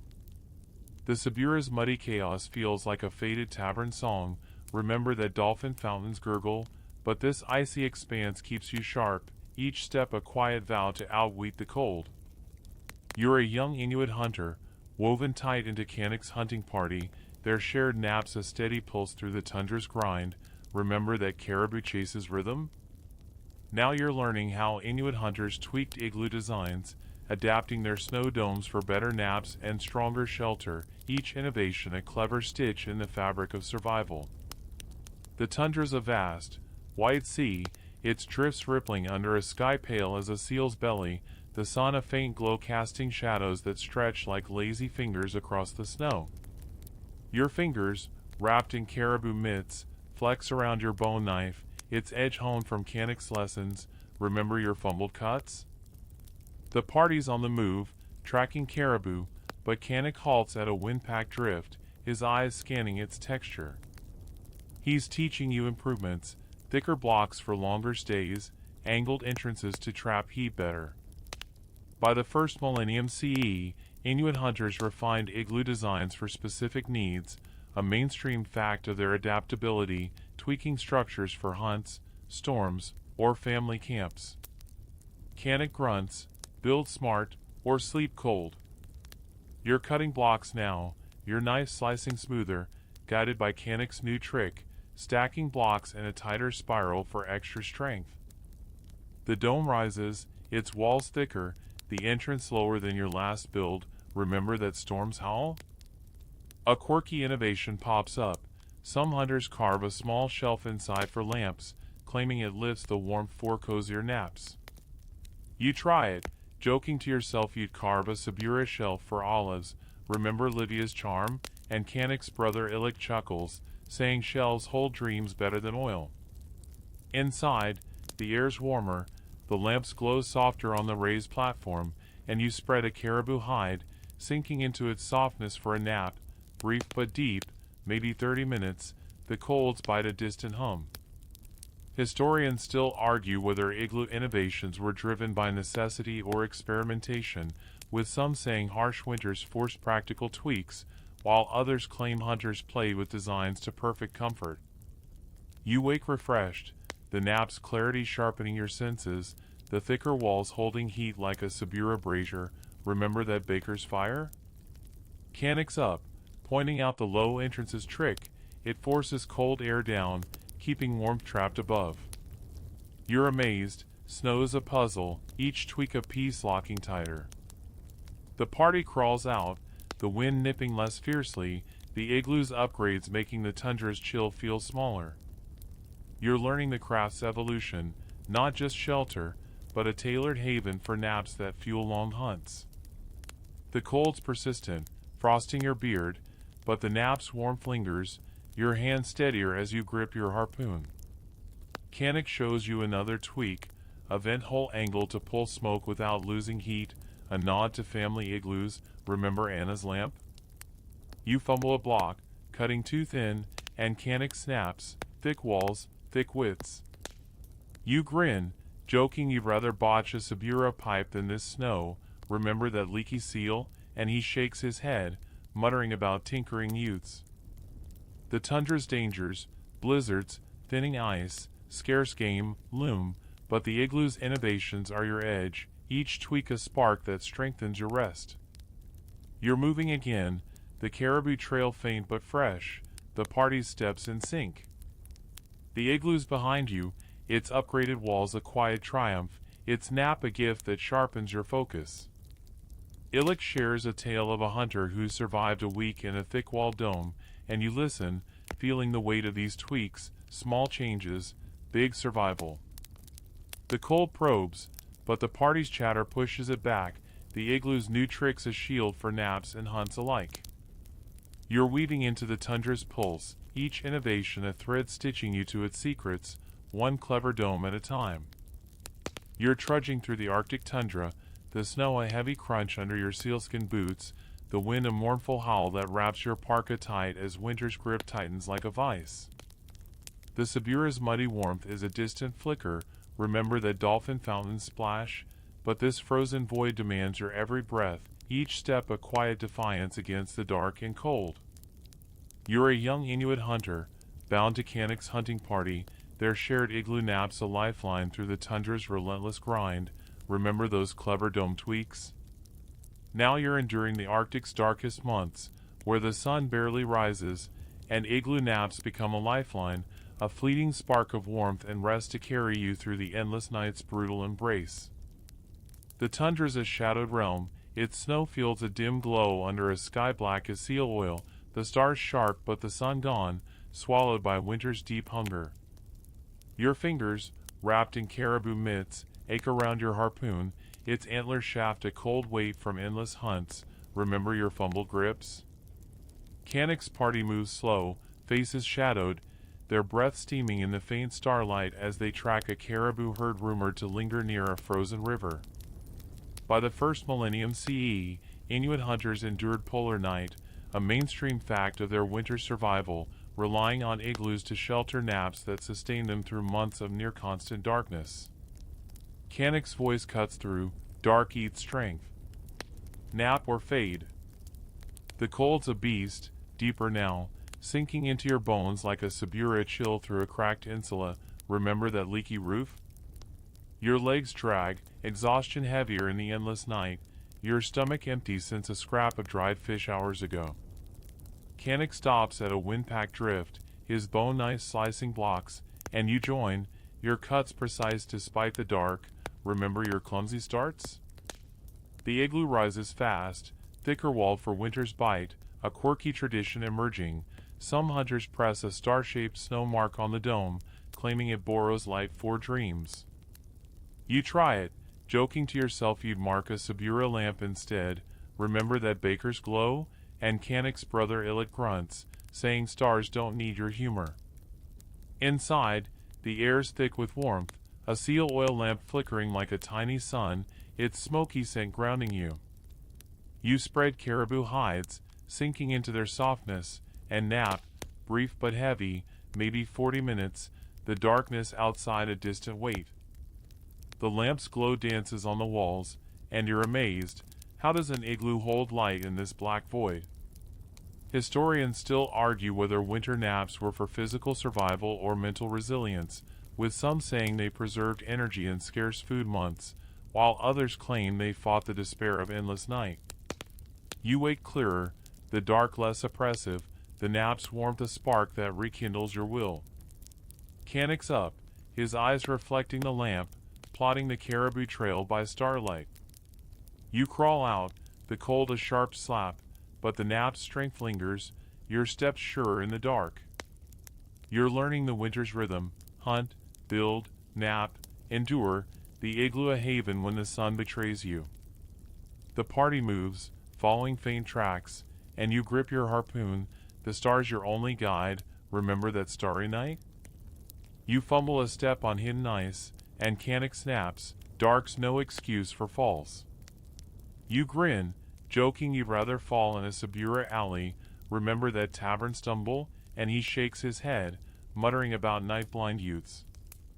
The tundra's winter dangers, starvation, hidden crevasses, the mind's slow drift in darkness, loom larger, but the igloo's your edge, its nap a lifeline stitching you to survival.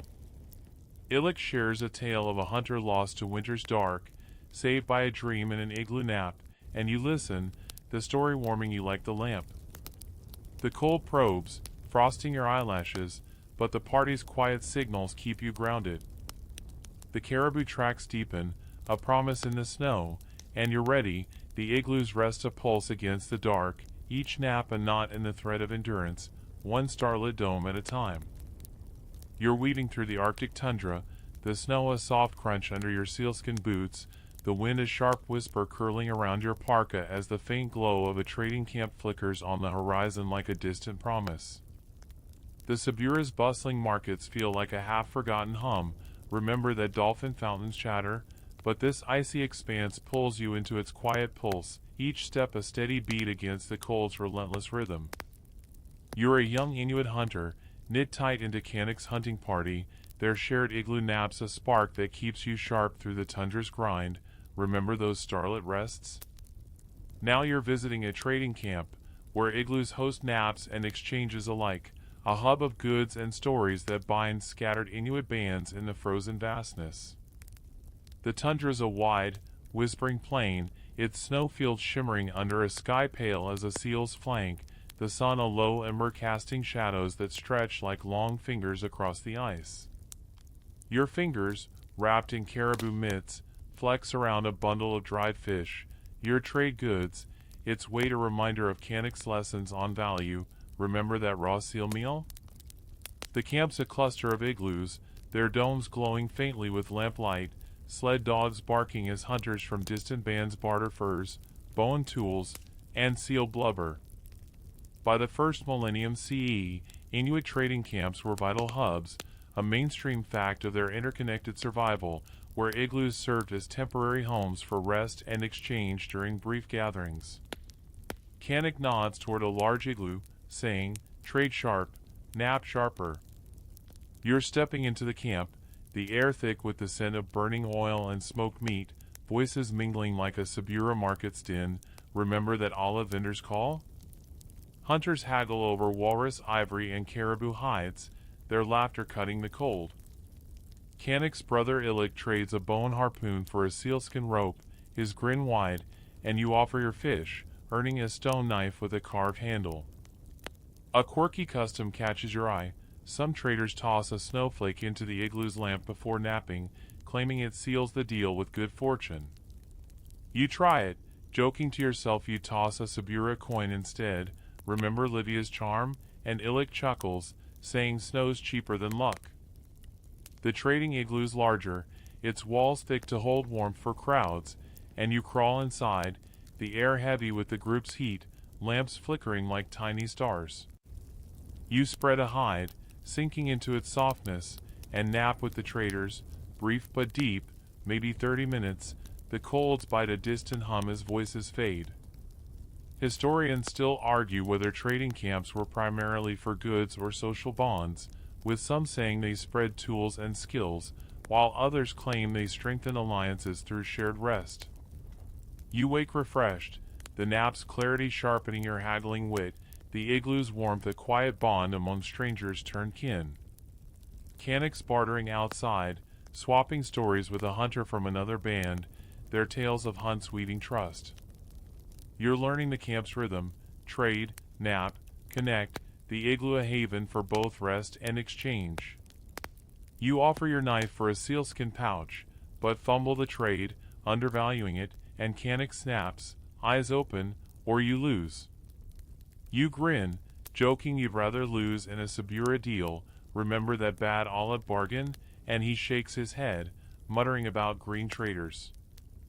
The tundra's dangers, scarce resources, rivalries, sudden storms, loom, but the igloo's shared naps are your edge, knitting you into the camp's pulse. You're moving through the camp, the air alive with laughter and the clink of bone tools, the igloo's rest lingering in your steady hands.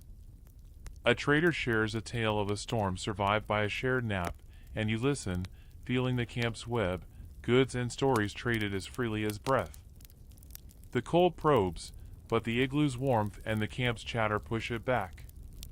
You're part of it now, the trading camp, a fleeting home where naps and exchanges weave you into the tundra's network, each igloo a knot in the thread of connection, one traded fish at a time. You're standing still on the Arctic tundra, the snow a soft carpet under your sealskin boots, the wind a gentle sigh as the aurora borealis swirls above, a cascade of green and violet flames dancing across the star-strewn sky. The Sabura's dim nights feel like a whispered memory. Remember that dolphin fountains faint glow, but this radiant spectacle pulls you in, each ripple of light a call to the tundra's wild heart. You're a young Inuit hunter, bound tight to Kanak's hunting party, their shared igloo naps a steady pulse through the cold's grind. Remember that trading camp's warmth? Now you're watching the aurora's night dance, napping in an igloo under its glowing spell, the lights weaving dreams and strength into your rest as you prepare for the hunt ahead. The tundra's a vast, shadowed stage, its snowfields shimmering under the aurora's eerie glow, the stars sharp as bone points in the endless black. Your parka's heavy with frost, and your fingers, wrapped in caribou mitts, flex around your harpoon, its antler shaft a familiar weight from Kanak's drills. Remember your fumbled thrusts? The hunting party's paused, faces tilted upward, Kanak's brother Illik murmuring of spirits in the sky, his voice soft with awe. By the first millennium CE, Inuit hunters revered the aurora as a spiritual guide, a mainstream fact of their cosmology, using its light to navigate night hunts and igloos to nap beneath its glow. Kanak grunts, sky dances, we rest. The aurora pulses, ribbons of light twisting like seals in water, and you're mesmerized, your breath steaming in the cold. Kanak leads you to a wind-packed drift, his bone knife slicing blocks, and you join, your cuts clean now. Remember your clumsy starts? The igloo rises fast, its dome aligned with the aurora's arc, a quirky tradition where some hunters angle the entrance to catch the sky's light for vivid dreams. You try it, joking to yourself you'd angle for a Sabura lamp instead. Remember that baker's glow? And Illik chuckles, saying dreams don't need city lights. Inside, the air's warm, the aurora's faint glow filtering through a vent, painting the walls with ghostly hues. You spread a caribou hide, sinking into its softness, and nap, brief but vivid, maybe 30 minutes, the cold a distant hum as the sky's dance lingers in your mind. Historians still argue whether the aurora shaped Inuit spirituality or practical navigation, with some saying its patterns guided hunters' paths, while others claim it inspired myths that calmed the mind during naps. You wake, the nap's clarity sharpening your senses, the aurora's glow a quiet fire in your thoughts. Kanak's up, his eyes reflecting the sky's light, plotting a caribou trail by star and aurora. You crawl out, the wind cool but the nap's warmth lingering, your steps steadier under the dancing lights. You're learning the night's rhythm, watch the sky, nap, hunt, the igloo a haven under the aurora's spell, its glow a guide like Kanak stars. Remember that starry trek? The cold's relentless, frosting your eyelashes, but the nap's clarity keeps your harpoon steady. You fumble a step on slick ice, and Kanak snaps, sky's no excuse for slips. You grin, joking you'd rather slip in a Sabura alley. Remember that tavern stumble? And he shakes his head, muttering about starstruck youths. The tundra's dangers, hidden crevasses, wolves drawn by the herd, the mind's drift under endless lights, loom larger in the aurora's glow, but the igloo's your edge, its nap a spark that fuels your focus. Illik points to fresh caribou tracks, lit faintly by the sky's dance, and you move, the aurora's rhythm pulsing in your steps. You're closing in, the herd's shadow faint but growing, their breath steaming under the aurora's veil. The igloo's behind you, but its rest echoes in your steady hands, the party's quiet signals binding you like kin. Remember those shared naps? You're learning the aurora's gift. Naps under its glow aren't just rest, they're a bridge to the sky's spirit, weaving strength into your hunt. The cold bites, but the lights above and the nap below keep you sharp, each rest a thread stitching you to the tundra's dance, one glowing dome at a time. You're stalking through the Arctic tundra, the snow a brittle crunch under your sealskin boots, the wind a sharp hiss that tugs at your parka as the aurora's fading glow lingers like a ghost in the starlit sky. The Sabura's rowdy nights feel like a distant tavern tale. Remember that dolphin fountains clamor, but this icy expanse demands your focus, each breath a quiet stand against the cold's tightening grip. You're a young Inuit hunter, bound tight to Kanak's hunting party, their shared igloo naps a spark that keeps you sharp through the tundra's grind. Remember that aurora-lit rest? Now you're facing tension with rival hunters, their eyes glinting like wolves as you nap in igloos to strategize survival, navigating the delicate balance of rivalry and survival in this frozen wilderness. The tundra's a vast, shadowed plain, its snowfields stretching under a sky black as seal oil, the stars sharp but the aurora now a faint shimmer, leading you in near darkness. Your fingers, wrapped in caribou mitts, grip your harpoon, its antler shaft heavy from hours of tracking. Remember your fumbled thrusts? Kanak's party moves cautiously, their steps soft, but you spot another group, rival hunters from a neighboring band, their silhouettes dark against the snow, eyeing the same caribou trail you followed. By the first millennium CE, Inuit bands sometimes clashed over prime hunting grounds, a mainstream fact of their territorial struggles, using igloos as strategic rest points to outlast rivals. Kanak whispers, watch them. Nap, then plan.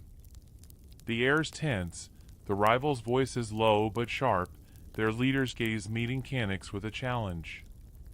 You're learning the stakes. A caribou herd means food, hides, survival, and sharing's not always the way. Kanak leads you to a wind-packed drift, his bone knife slicing blocks, and you join, your cut steady despite the rival's stares. Remember your clumsy blocks? The igloo rises fast, smaller for stealth, a quirky tradition emerging. Some hunters bury a bone shard under the entrance, claiming it wards off bad blood during naps. You try it, joking to yourself you bury a Sabura coin for peace. Remember that market haggle? And Kanak's brother Illick grunts, saying bones are better than gold. Inside, the air's warm, a seal oil lamp flickering low to avoid detection. The rivals murmurs a distant hum like a Sabura tavern's buzz. Remember that baker's loaf? You spread hides, sinking into their softness, and nap with the party, brief but sharp, maybe 30 minutes, the cold's bite fading as you strategize in whispers. Kanak speaks of dividing the hunt, let the rivals take one path, you another, to avoid a clash. Historians still argue whether Inuit rivalries were resolved through negotiation or avoidance, with some saying shared resources eased tensions, while others claim stealth and separation won out. You wake clearer, the nap's focus sharpening your plan, the igloo a safe space to plot survival. You crawl out, the wind cool but the rivals closer, their eyes tracking your group. Kanak signals to split off, and you move, harpoons ready, aiming for a secondary trail. You're learning the igloo's gift, naps that clear the mind for strategy, turning tension into a dance of wits. You fumble a step, crunching snow too loud, and Kanak snaps, quiet, or they claim it all. You grin, joking you'd rather face a Sabura thief than these hunters. Remember that tavern brawl? And he shakes his head, muttering about noisy youths. The tundra's dangers, scarce game, rival ambushes, hidden ice, loom larger in this standoff, but the igloo's your edge, its nap a spark for cunning. The rivals take the main trail, their silhouettes fading, and you follow your path, the caribou's tracks faint but fresh. The igloo's behind you, but its rest echoes in your steady grip, the party's signals tight as kin, remember those shared naps? Illick shares a tale of a hunt won by outweighing rivals after a nap, and you listen, feeling the strategy settle. The cold probes, but the party's quiet resolve pushes it back. You're part of the tundra's tense pulse now, each nap a thread weaving wit into survival, outsmarting rivals one strategic dome at a time.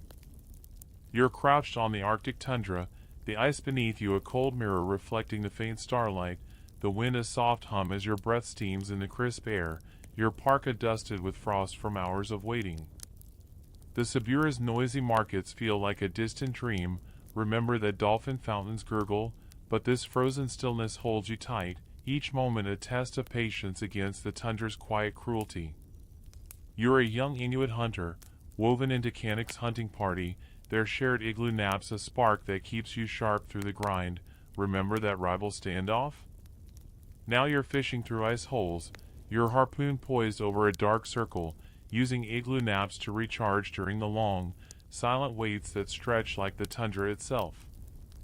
The tundra's a vast, frozen stage, its snowfields glimmering under a sky black as a seal's eye, the stars sharp but the moon a thin sliver offering little light. Your fingers, wrapped in caribou mitts, grip a bone fishing spear, its point honed from Kanak's lessons, remember your fumbled thrusts? The party's scattered along the ice, each hunter at a breath hole or fishing spot, Kanak's brother Illick nearby, his eyes locked on the water's dark shimmer below. By the first millennium CE, Inuit hunters fished through ice for char and cod, a mainstream fact of their winter survival, relying on igloos to rest during the tedious waits for fish to bite. Kanak whispers, patience catches fish. Nap keeps you sane.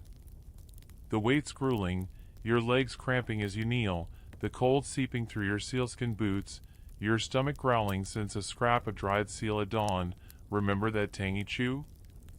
The hole's still, no ripple, and your mind drifts, exhaustion tugging like a heavy net. Kanak signals to a wind-packed drift, his bone knife slicing blocks, and you join, your cuts clean now, remember your clumsy starts?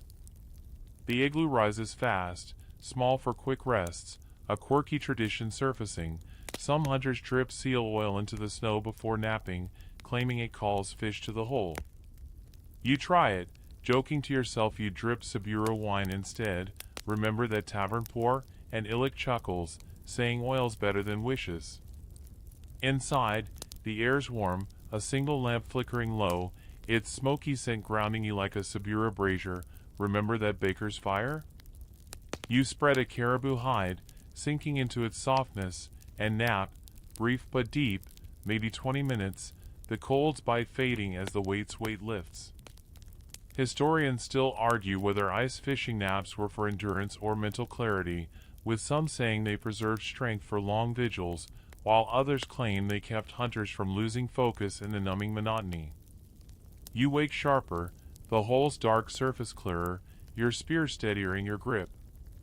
Kanak's back at his hole, and you crawl out, the wind cool but the nap's warmth lingering, your knees less stiff. You're learning the fishing rhythm, wait, nap, spear, the igloo a haven that breaks the endless stillness. You kneel again, the hole rippling faintly, a fish, maybe, and your heart quickens. You fumble your spear, splashing water, and Kanak snaps, still hands, or fish laugh. You grin, joking you'd rather spook a Sabura cart than these fish, remember that market dodge, and he shakes his head, muttering about restless youths. The tundra's dangers, thin ice, scarce fish, the mind's drift in silence, loom larger in the wait, but the igloo's your edge, its nap a spark that keeps you patient. A fish darts below, a silver flash, and you thrust, missing by a hair, but the nap's clarity holds you steady. Illick lands one, its scales glinting, and shares a grin, the party's quiet signals binding you like kin, remember those shared naps? You're learning the wait's truth, naps aren't just rest, they're a tether, keeping your mind from unraveling in the ice's quiet grip. The cold probes, but the party's murmurs push it back, the igloo's rest fueling your vigil. The whole ripples again, and you're ready, each nap a knot in the thread of patience, one fleeting fish at a time. You're trudging across the Arctic tundra, the snow a soft crunch under your sealskin boots, the wind a low murmur weaving through the frost-laden air as your parka catches glints of the pale sun's weak glow. The Siberia's crowded alleys feel like a distant tavern tale. Remember that dolphin fountains splash? But this icy expanse holds you in its quiet grip, each step a steady pulse against the cold's relentless rhythm. You're a young Inuit hunter, woven tight into Kanak's hunting party, their shared igloo naps a lifeline through the tundra's grind. Remember that patient wait by the ice hole? Now you're teaching a younger hunter, a boy named Kiviak, the art of igloo building, passing on the nap tradition and skills that ensure survival in this frozen world. The tundra's a vast, whispering plain, its snowfields shimmering under a sky pale as a caribou hide, the sun a low ember casting long shadows that dance across the ice. Your fingers, wrapped in caribou mitts, flex around your bone knife, its edge sharp from Kanak's lessons. Remember your fumbled cuts? Kiviak's at your side, barely a teen, his eyes wide with eagerness, his own knife clumsy but eager. Kanak's watching, his nod a quiet approval as you guide Kiviak to a wind-packed drift, showing him how to test the snow's density. By the first millennium CE, Inuit hunters passed igloo-building skills to the young, a mainstream fact of their oral tradition, ensuring the craft of snow shelters endured for naps and survival. You grunt, echoing Kanak, cut clean, or sleep cold. Kiviak's cuts are uneven, snow crumbling, and you steady his hand, showing the angle to slice blocks that lock tight. The dome rises slowly, his excitement making him rush, and you smile, remembering your own haste. Remember those early blocks? A quirky tradition surfaces. Some hunters teach novices to tap the snow first, claiming it wakes the spirit for a stronger igloo. You show Kiviak, joking to yourself you tap a Sibura pipe for luck. Remember that lime seal? And he laughs, mimicking your tap with a grin. The igloo takes shape, smaller but sturdy, and you crawl inside, the air warm, the winds hum muffled like a Sibura tavern's closing din. Remember that baker's loaf? You spread caribou hides, guiding Kiviak to lie down, teaching him the nap's rhythm, short, deep, a spark to recharge. The lamp flickers, its smoky scent grounding you, and you nap together, maybe 30 minutes, the cold fading as Kiviak's breathing slows. Historians still argue whether teaching igloo skills was about survival or cultural continuity, with some saying it ensured practical endurance, while others claim it bound generations through shared knowledge. You wake clearer, Kiviak stirring with a shy smile, the nap's warmth a lesson in itself, the igloo's embrace a bond between you. Kanak's outside, his eyes scanning for caribou tracks, and you crawl out, the wind cool but the nap's clarity lingering. You're passing the torch, showing Kiviak how to seal gaps with snow, his hands shaky but learning. You're learning too, the weight of teaching, the pride in seeing his blocks improve. Kiviak fumbles a cut, snow collapsing, and you snap gently, slow, or the dome falls. He grins, joking he'd rather fall in snow than water, and you chuckle, thinking of Sibura's muddy floods. Remember that wedding chaos? The tundra's dangers, blizzards, scarce game, thin ice, loom, but the igloo's your edge, its nap a spark that fuels Kiviak's growth as it did yours. The party moves, Kiviak at your side, his eyes darting to tracks you point out, your lesson sinking in. You share a tale of a hunt saved by a well-built igloo, echoing Kanak's stories. Remember those spirit tales? The cold probes, frosting your beard, but Kiviak's eagerness warms you, the igloo's rest a shared gift. You're weaving him into the tundra's pulse, teaching not just blocks but the naps that sustain hunts, each lesson a thread stitching survival across generations. The wind sighs, but Kiviak's clumsy cuts are sharper now, each nap a knot in the line of hunters, one taut dome at a time. You're trudging through the Arctic tundra, the snow a soft crunch under your sealskin boots, the wind a restless whisper that tugs at your parka as the pale sun hangs low, casting a frail warmth that barely touches the ice. The Sabura's muddy bustle feels like a distant tavern song. Remember that dolphin fountains gurgle, but this frozen expanse holds you in its quiet grip, each breath a steady defiance against the cold's creeping weight. You're a young Inuit hunter, bound tight to Kanak's hunting party, their shared igloo naps a lifeline through the tundra's grind. Remember teaching Kiviak those blocks? Now you're noticing the Arctic warming, a subtle shift in the snow's texture and the ice has grown, threatening the igloos and the napping tradition that anchors your survival. The tundra is still vast, its snowfields rippling under a sky pale as a whale's flank, but the drifts feel softer, the ice thinner underfoot, a change Kanak's eyes catch with a frown. Your fingers, wrapped in caribou mitts, flex around your harpoon, its antler shaft a familiar weight. Remember your fumbled thrusts? The party's tracking caribou, but Kanak pauses, pointing to a slushy patch where snow should be firm.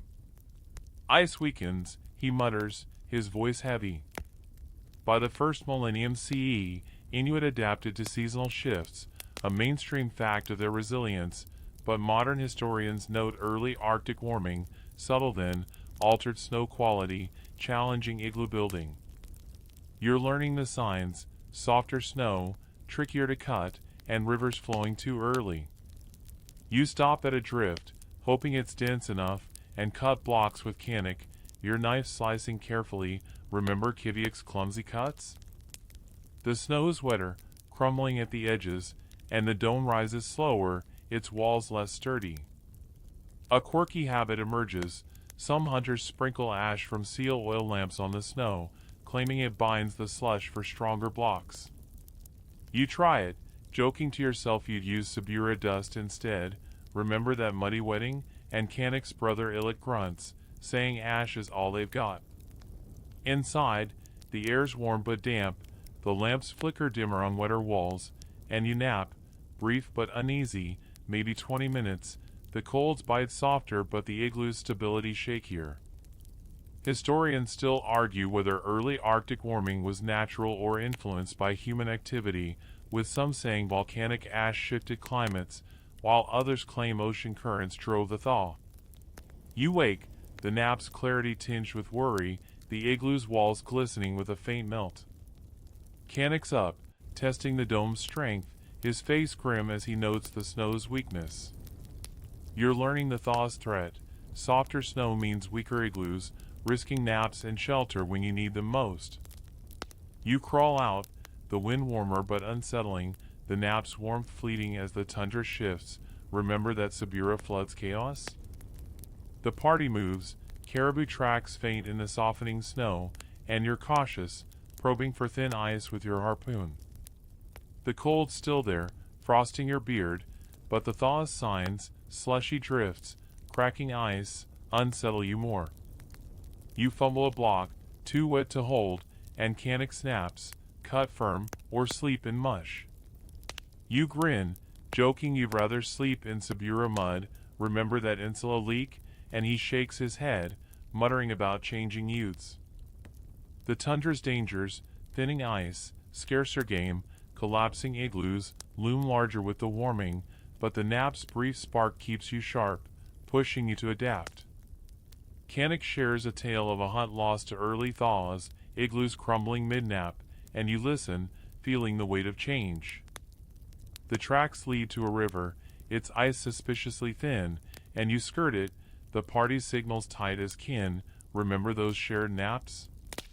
You're learning the warming's challenge, igloos, your lifeline, falter when snow betrays you, threatening the naps that fuel hunts. The wind's softer, but the party's resolve hardens, each nap a thread stitching you to survival despite the thaw. The caribou's trail fades in the slush, but you're ready, each fragile dome a fight against change, one warming nap at a time. You're standing in the Arctic tundra, the snow a soft crunch under your sealskin boots, the wind a gentle hum weaving through the crisp air as a festival of snow unfolds, igloos glowing like lanterns under a sky streaked with faint auroras. The Sabura's rowdy feasts feel like a distant echo. Remember that dolphin fountains clamor, but this frozen gathering pulls you in, each laugh and drumbeat a pulse against the tundra's quiet weight. You're a young Inuit hunter, woven tight into Kanak's hunting party, their shared igloo naps a spark that keeps you sharp.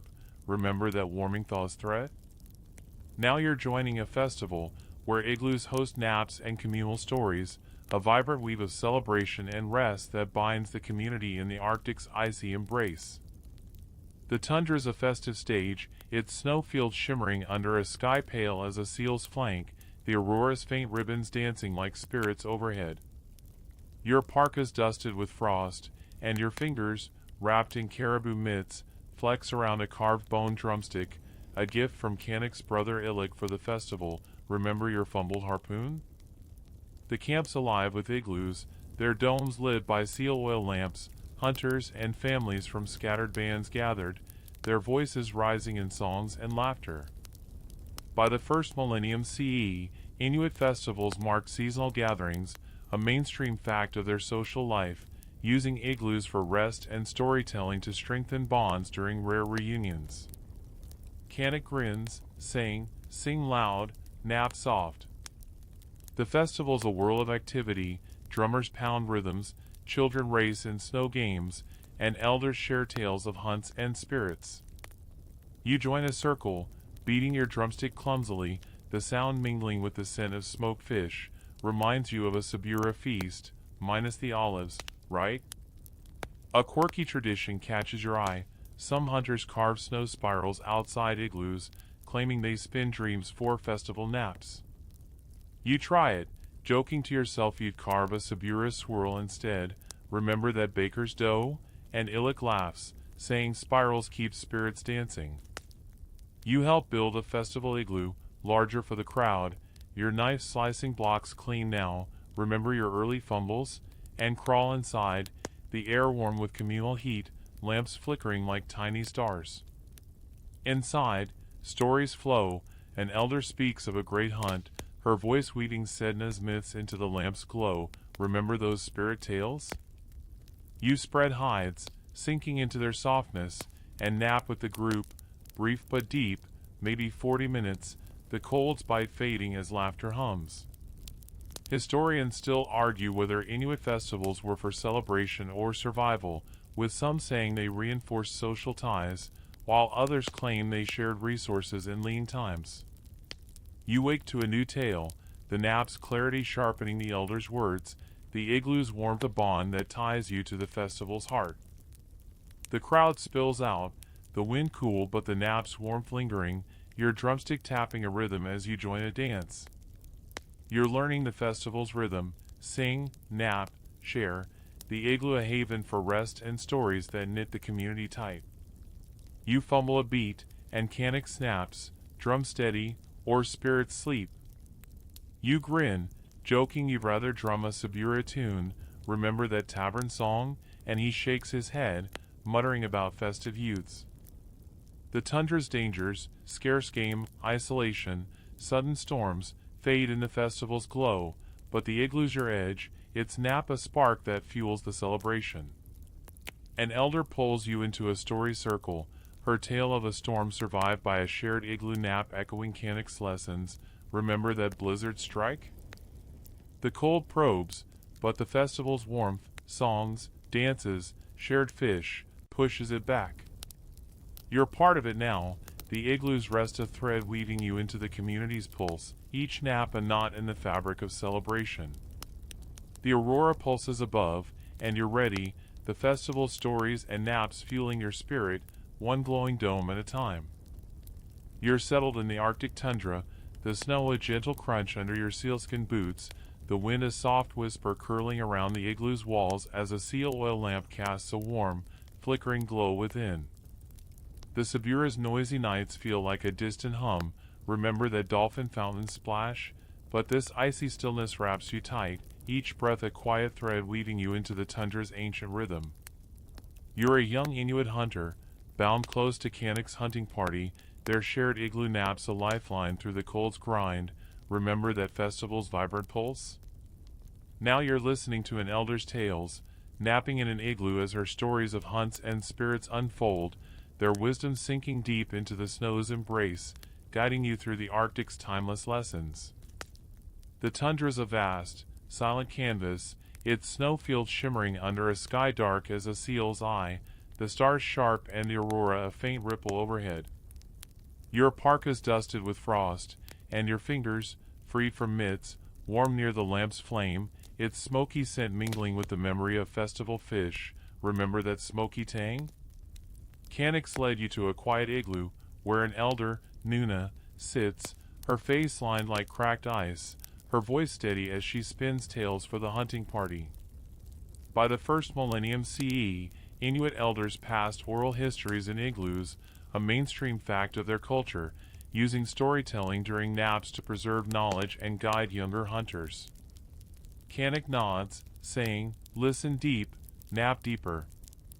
Nuna's tale begins, of a hunter who outwitted a polar bear with cunning, his nap in an igloo sparking the plan. Her words paint the scene vivid as a Sabura mural, minus the paint, right? You're rapt, the lamps glow dancing on the walls, the story weaving survival's lessons. A quirky tradition lingers, some elders pause mid-tale, letting listeners nap to dream the story's end, claiming it binds wisdom to the heart. You try it, joking to yourself you dream of Sabura olives instead, remember Lydia's charm, and Nuna smiles, her paws inviting rest. The igloo's warm, its air thick with the group's heat, and you spread a caribou hide, sinking into its softness for a nap, brief but heavy, maybe 30 minutes, the cold's bite fading as her tale echoes. Historians still argue whether Inuit storytelling was for teaching survival or building cultural identity, with some saying tales taught practical skills, while others claim they wove spiritual resilience. You wake, Nuna's voice resuming, her story of a storm survived by an igloo's warmth sinking deeper, the nap's clarity sharpening her words like a honed blade. Remember that blizzard strike? She speaks of Sedna, the sea spirit, her voice low, guiding you to respect the seals you hunt. You're learning the igloo's gift, naps that cradle stories, letting wisdom settle like snow in a drift, binding you to the tundra's past. The party stirs, crawling out into the starlit cold, the wind cool but Nuna's tales warming your thoughts. Canik points to a breath hole, steam rising faintly, and you follow, harpoon ready, the elder's wisdom steadying your hand. You fumble your grip, and Canik snaps, stories don't spear seals. You grin, joking you'd rather spear a Sabura loaf, remember that baker's crust, and he shakes his head, muttering about dreamy youths. The tundra's dangers, elusive game, hidden ice, fading traditions, loom, but the igloo's your edge, its nap a spark that weaves Nuna's lessons into your bones. Nuna joins you outside, her eyes sharp despite her age, sharing one last tale of a hunter saved by a dream in an igloo nap, echoes of Canik's spirit tales, right? The cold probes, frosting your beard, but her stories and the nap's warmth push it back. You're part of the tundra's pulse now, each tale a thread stitching you to its history, the igloo's rest a vessel for wisdom that guides your hunt. The breath hole ripples, a seal below, and you're ready, Nuna's tales and the nap's clarity fueling you, one story dome at a time. You're trudging through the Arctic tundra, the snow softer under your sealskin boots, the wind a restless murmur carrying a faint warmth that unsettles the air, as if the tundra's pulse is shifting. The Sabura's muddy chaos feels like a distant tavern tale, remember that dolphin fountains splash, but this icy expanse keeps you sharp, each step a quiet defiance against a world that's changing too fast. You're a young Inuit hunter, bound tight to Canik's hunting party, their shared igloo naps a lifeline through the cold's grind, remember Nuna's storied wisdom? Now you're seeing modern tools encroach, metal blades, canvas tents, challenging the igloos and the ancient napping ways, threatening to unravel the traditions that have kept you alive. The tundra is still vast, its snowfields rippling under a sky pale as a seal's flank, but the drifts are wetter, the ice groaning under a sun that lingers too long. Your fingers, wrapped in caribou mitts, flex around your bone knife, its edge still sharp but now joined by a metal one. Canucks traded for, remember your fumbled cuts? The party's tracking caribou, but you pass a new camp, its canvas tents dark against the snow, their taut fabric humming in the wind. By the 20th century, Inuit communities began adopting modern tools, a mainstream fact of their shifting world, as trade brought steel and synthetics, challenging the snow-built igloos for naps and shelter. Canuck frowns, muttering, iron cuts, but snow holds. You stop at a drift, the snow's slushy, harder to shape, and you carve blocks with your bone knife, refusing the metal one Canuck offers. The dome rises slowly, its walls fragile, remember that warming thaw? A quirky habit lingers. Some hunters whisper to the snow before cutting, claiming it resists modern blades. You try it, joking to yourself you'd whisper to a Sabura pipe instead, remember that lime seal, and Canuck's brother Inuit grunts, saying snow listens better than iron. Inside, the air's damp, the seal oil lamp flickering weakly on melting walls, and you nap, brief but uneasy, maybe 20 minutes, the cold's bite softer but the igloo's heart wavering. Historians still argue whether modern tools disrupted Inuit traditions or enhanced survival, with some saying steel and tents eased labor, while others claim they eroded cultural skills like igloo building. You wake, the nap's clarity tinged with doubt, the canvas tent's shadows looming in your mind. Canuck's up, testing the dome's strength, his face grim as it slumps slightly. You're learning the challenge. Modern tools cut faster but break the bond with snow, threatening naps that root you to the tundra's rhythm. Remember that festival's warmth? You crawl out, the wind warmer, the igloo's rest fleeting as canvas flaps nearby. The party moves, caribou tracks faint in the softening snow, and you spot a hunter with a metal harpoon, its gleam foreign against the ice. The cold's still there, frosting your beard, but the modern creep, steel blades, synthetic shelters, unsettles you more. You fumble a block, too wet to hold, and Canuck snaps, bone knows snow, iron doesn't. You grin, joking you'd rather fumble a Sabura tool, remember that tavern brawl, and he shakes his head, muttering about changing youths. The tundra's dangers, thinning ice, scarcer game, fading skills, loom larger with modernity's shadow, but the igloo's your edge, its nap a spark clinging to tradition. Inuit shares a tale of a hunt lost to a collapsed tent, no match for a blizzard, and you listen, feeling the igloo's fading strength, echoes of Nuna's stories, right? The cold probes, but the party's resolve pushes it back, the bone knife in your hand a link to the past. You're part of the tundra's shifting pulse now, each nap a thread stitching you to tradition, even as metal and canvas encroach. The caribou trail fades in the slush, but you're ready, the igloo's fragile dome a stand against change, one fleeting nap at a time. You're standing still on the Arctic tundra, the snow a softening crunch under your sealskin boots, the wind a faint sigh carrying a warmth that feels like a betrayal of the ice's ancient hold. The Sabura's muddied and feels like a long-faded dream. Remember that dolphin fountains gurgle, but this thawing expanse pulls you into its shifting heart, each breath a quiet farewell to the tundra's old ways. You're a young Inuit hunter, bound deep to Canuck's hunting party, their shared igloo naps a fading spark through the cold's waning grind. Remember those modern tools creeping in? Now you're reflecting on your journey, napping one last time in an igloo as its tradition fades, the snow's embrace softening under the weight of a warming world. The tundra's a vast, melting canvas, its snow-field slushy under a sky pale as a dying seal's flank, the sun lingering too long, casting a watery light that pools in the drifts. Your parka's heavy with damp frost, and your fingers, wrapped in caribou mitts, clutch your bone knife, its edge a stubborn tie to Canuck's lessons. Remember your fumbled cuts? The party's quiet, their steps hesitant on thinning ice, Canuck's eyes tracing a caribou trail that's blurring in the slush. By the 20th century, Inuit traditions like igloo building began to wane, a mainstream fact as warming climates and modern tools, metal blades, canvas tents, replaced snow shelters, threatening the naps that anchored survival. Canik murmurs, snow's leaving us. You stop at a drift, the snow barely firm, and carve blocks with your bone knife, rejecting the steel one Illik offers, your last stand for tradition. The igloo rises slowly, its walls frail, dripping under the sun's strange heat.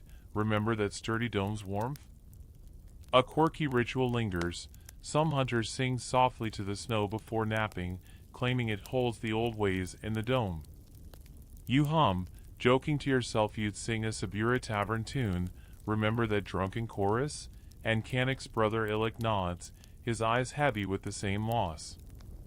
Inside, the air's damp, the seal oil lamp flickering on wet walls, and you nap, brief but heavy, maybe 20 minutes, the cold's bite gone but the igloo's heart fading like a whisper. Historians still argue whether the decline of igloos was due to climate shifts or cultural erosion, with some saying warming snows made building impractical, while others claim modern conveniences outpaced tradition. You wake, the nap's clarity laced with grief, the igloo's walls glistening with melt, a mirror to your journey's end. Canik's up, his face lined deeper, saying, "This dome's the last." You're reflecting now, on the hunts, the naps, the stories of Sedna and spirits, the community woven in snow. Remember Nuna's tales?